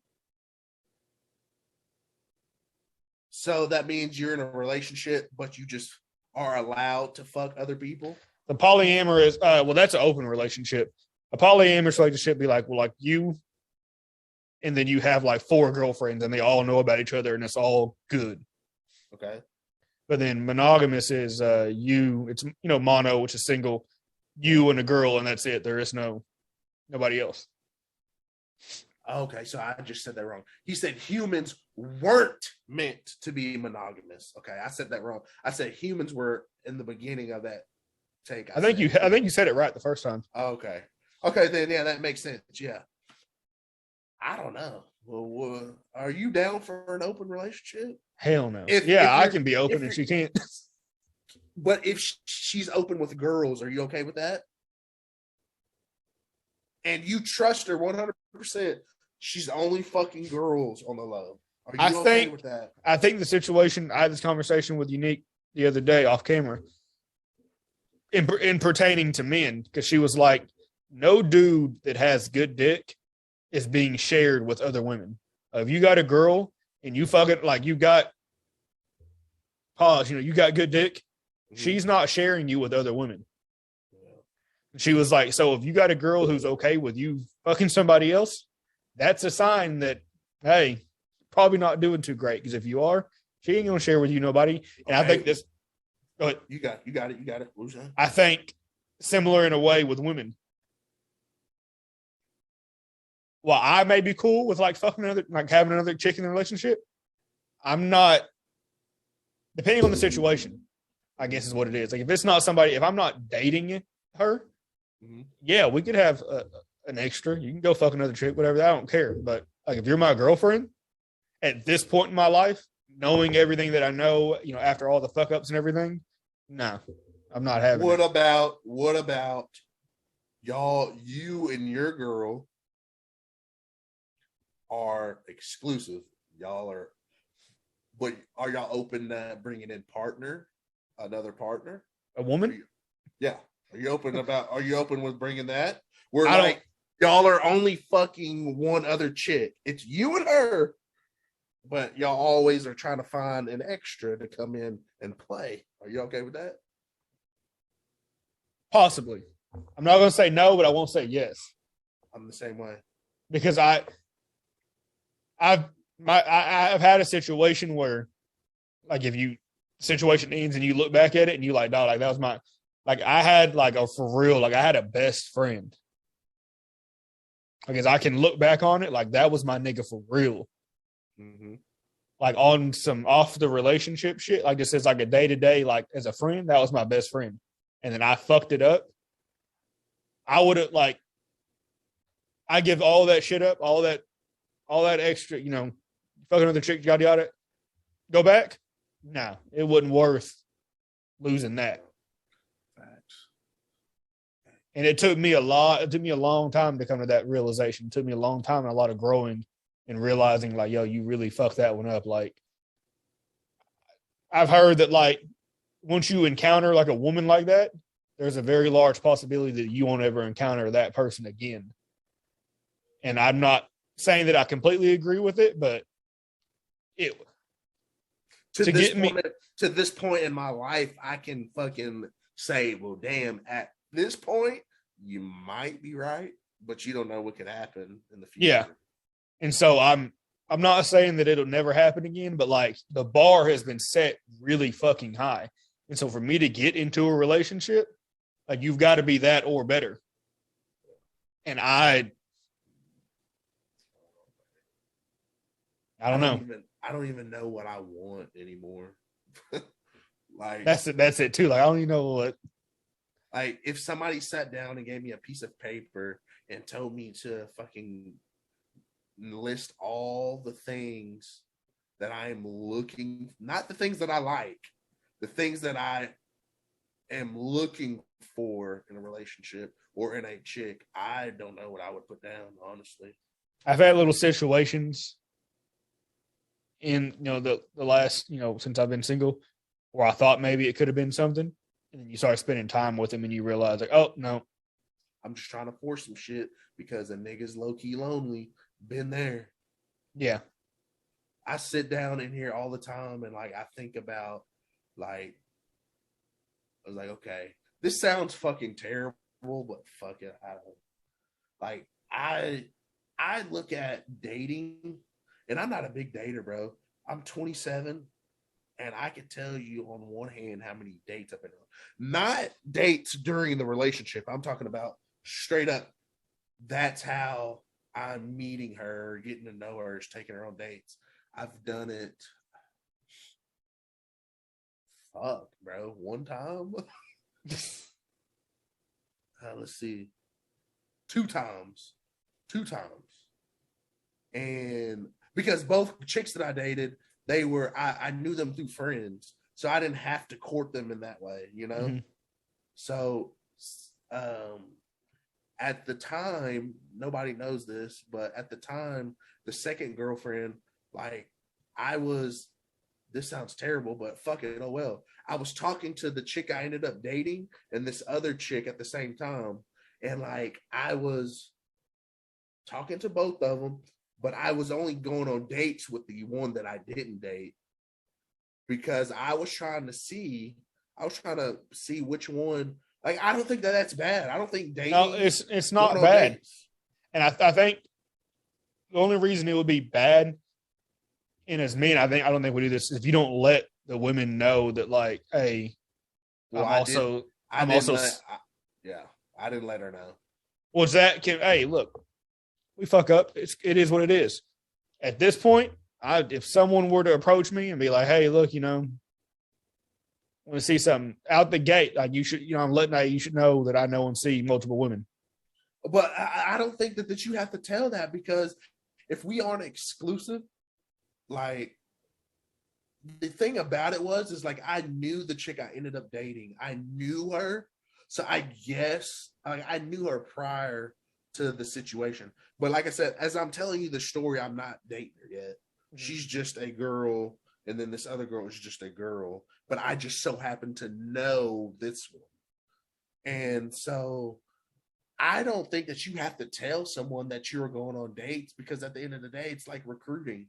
I'm going to go sit in this motherfucker's living room, hear what he's got to say, tell him all that I got to offer, and, they can verbal or they can nonverbal. But at the end of the day, I got to go to the next motherfucker's house. I got to find somebody to replace him if he don't sign. So that's the way I look at it. So I don't think I had to tell her that I was going on dates with two women, because in my eyes, I was just trying to see which one was going to make the team, And at the time, I thought I chose right, but then after you break up, you're like, fuck, I should have chose the other one, but you don't know. Yeah, and I said that for a long time. I was like, because I was happy in the relationship for the majority part. They're all relationships up and downs, but for the majority part of that relationship, I was happy in it. But then when you break up, you're just all mad and shit. And then I used to say, fuck, I should have chose this chick, and now that chick won't even talk to me. Hey, listen. She a thick Latina too, cuz god damn. I'm gonna send it to you in a second. She nice. Boy, that motherfucker nice. Woo. But, had to let it go. Everybody gotta take an L. Oh man, I take plenty of them. It's a part of life. But, I'm not going to dwell on it. Everything happens for a reason, but sometimes you never know what the reason was for. But that's okay. Because I feel, how long have we been on here? hour. Well, you're on here like 8:40, almost 9. So you might have to edit this a little bit because I feel like the beginning was really slow, and then it got good. I was sitting there thinking, I was like, when I put it on there, like I might put the description like, "Hey, listen, it's probably going to start out a little toxic. I know, but it gets good. Just fuck with us." Yeah. Because like I could keep going because now the ideas are flowing now. Shit. No, you know, I'm telling you what we could do. This is what I do. Like when I think of an idea for a topic for Me and Unique's podcast, like I just write that shit in my notes. Mm-hmm. And then on the day of when we go to record, like I email her the topic list and say, "Look, this is what I come up with." Or it might be a few days early. "Oh, what do you think? If you have topics you want to add, let me know. I can add it to it. We can delete, whatever." And then that way, on one hand, she's not like going into it not knowing what we're getting ready to discuss. Yeah. So if it's something that she wants to have an opinion on, she has, 4 or 5 days to formulate an opinion on it or have her take on it or whatever it may be. Yeah. Well, Dana, when we get Dana on here, it's going to be good because he's a question. He's a psychology guy, And yeah. He knows how to ask some goddamn questions. So I think that'll be a real emotion bait, like not emotion, but like it won't be. I don't think it'll go. Once I found out he was a psychology major, I said, this ain't going to go the way I think it was going to in my head. No, because at the end of the day, even though he's a psychology major, Dana is, you see it in the groups. He still like to have fun. He's still like us. But he's an intelligent motherfucker, so I feel like he can really get the questions out or think of some shit that we aren't thinking of or something like that. Well, it's a different viewpoint. It's completely different brain. Exactly. Looking at the top. I feel like me and you are the same, even though I feel like I'm the same as him too. But I don't know. I think he's going to bring a different element that'll definitely help. I said, as soon as I get some information from him, we can all figure out a day that we can all link up and we can do it. Yeah. Just go pull up to a fucking coffee shop or something. Just do it out on the fucking patio. Listen, anywhere. And like bring in fucking guests and shit. Be like, "Hey, come sit down. Let's ask you a couple questions." I think that would be good. It's portable. As long as I got power, we good. There you go. Hey, there's actually a thing that I'm about to invest in. I don't know how much it costs, but you might want to do it too. It's a thing called the I'll have to look it up. It's not Anchor. I forgot what the shit is, man. God damn, my fucking brain just be going blank. But there's it's a battery bank thing, but it's like pretty big. And like you can hook solar panels and shit up to it. It is an Anchor. It's like a battery powered generator type thing. Yeah. Yeah. I saw Anchor release a bigger version of they had a small one. They've got a bigger version of it now. Big motherfucker. And you can these motherfuckers are running air fryers in their vans. Like the people that I watch do their van life, running air fryers, charging their phones, like charging their batteries, like it lasts a long time. And then, like I said, say an ice storm comes through, bro, you ain't got to worry about gas. You ain't got to worry about none of that, like, because you can charge it in the car. You could charge it off solar panels and all that. Do solar.